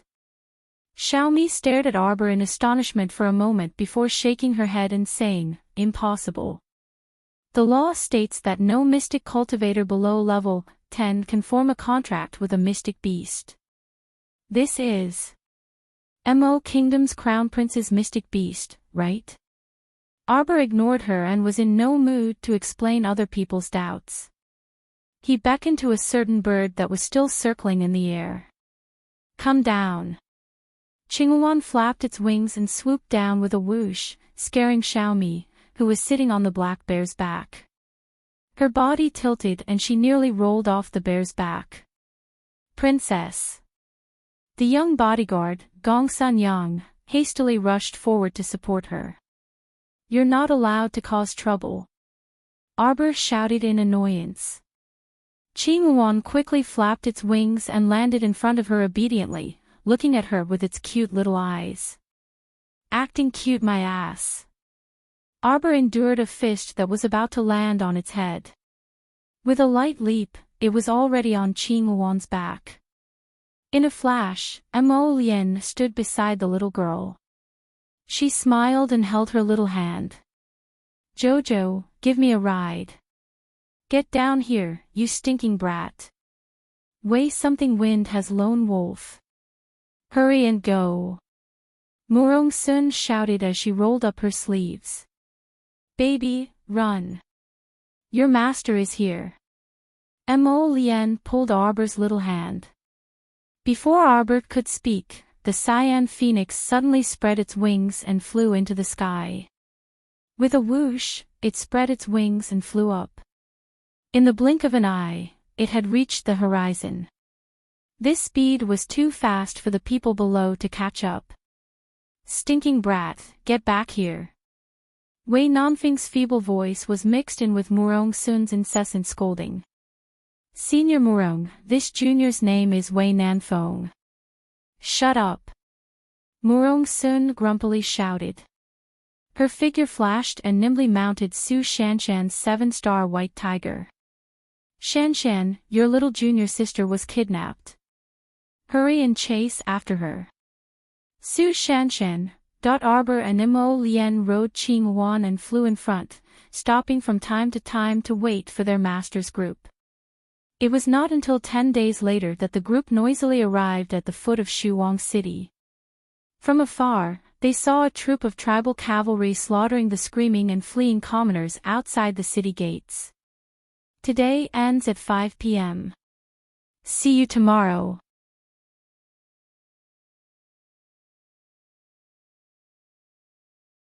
Chapter 369. Awe. Under the trampling of the steeds' iron hooves, several old and frail people were trampled to death. Their chests were flattened, and blood splattered everywhere. Cries filled the air, and the city gate was in a mess. At the same time, the soldiers on the city gate tower gripped their bows until their hands turned slightly blue, and they stood in formation with unsightly expressions. It was not that they did not see the suffering of the citizens outside the city gate, but because of the orders from above, they were not allowed to leave without permission. When Murong Sun and the others approached the city gate, they recalled their mystic beasts to avoid any unnecessary collisions. Currently, everyone was walking forward on foot. When they saw the scene of people being killed and robbed, a trace of shock appeared in their eyes. They had always heard rumors about how chaotic the western border was, but seeing was believing. No matter how much they heard, it was not as real and bloody as what they saw in front of their eyes. The western tribal group had been at war for years, and the citizens all fled to Shuang City. However, Shuang City was not a place that just any cat or dog could enter. One had to pay an exorbitant sum of goods to enter the city, and it could be said that most of the poor citizens flinched at the sight of it. Was there any meaning in these tribal cavalry unscrupulously drawing their swords and slaughtering unarmed citizens? Among the crowd, the first to react was Shao Kingdom's Princess Mi. This princess shrieked in shock, "What are these people doing? Stop! Hurry and make them stop! Quickly go and help!" "Yes, princess." Gong Sunyang executed the princess's order without hesitation and led the remaining half of the royal guards toward the tribal cavalry. Gong Sunyang was the first to collide with a tribal clansman riding a tall horse. Gong Sunyang had the strength of a level 10 mystic cultivator, so the moment they came into contact, a mystic energy directly sent that clansman flying from his horse, crashing into the ground with a boom. The spear in Gong Sunyang's hand pierced through that tribal clansman's chest in the next second, killing him on the spot. Princess Mi's other royal guards also clashed with the tribal cavalry, and a series of clanging sounds rang out as their weapons clashed. Doya angrily clenched her small fists. These people are from the Aikido tribe.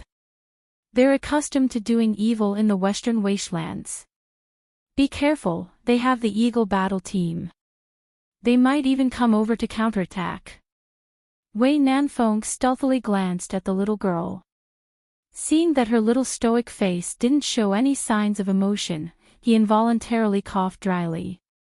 The little girl's heart was too hard to understand. No matter how he tried to please her along the way, the little girl still ignored him.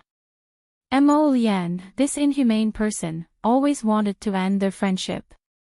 It was simply indescribable. At this moment, Princess Xiaomi was bursting with a sense of justice as she stepped forward to stop the massacre. However, the little girl didn't have any reaction at all. If they don't dare to resist, then even if we save them now, they won't be able to survive for long in the wilderness, Mo Lien said indifferently. The little stoic's silent eyes suddenly brightened. He understood. That's right, that's the logic. Princess Mi's kindness could not be of much use at this moment. This was because most of the people lining up outside the city were young and strong. Disregarding those several elderly people who had long been trampled to death by the horses' hooves, over 100 young and strong men didn't even have the strength to retaliate when faced with 7 to 8 galloping tribal cavalry. These tribal cavalry were only normal people.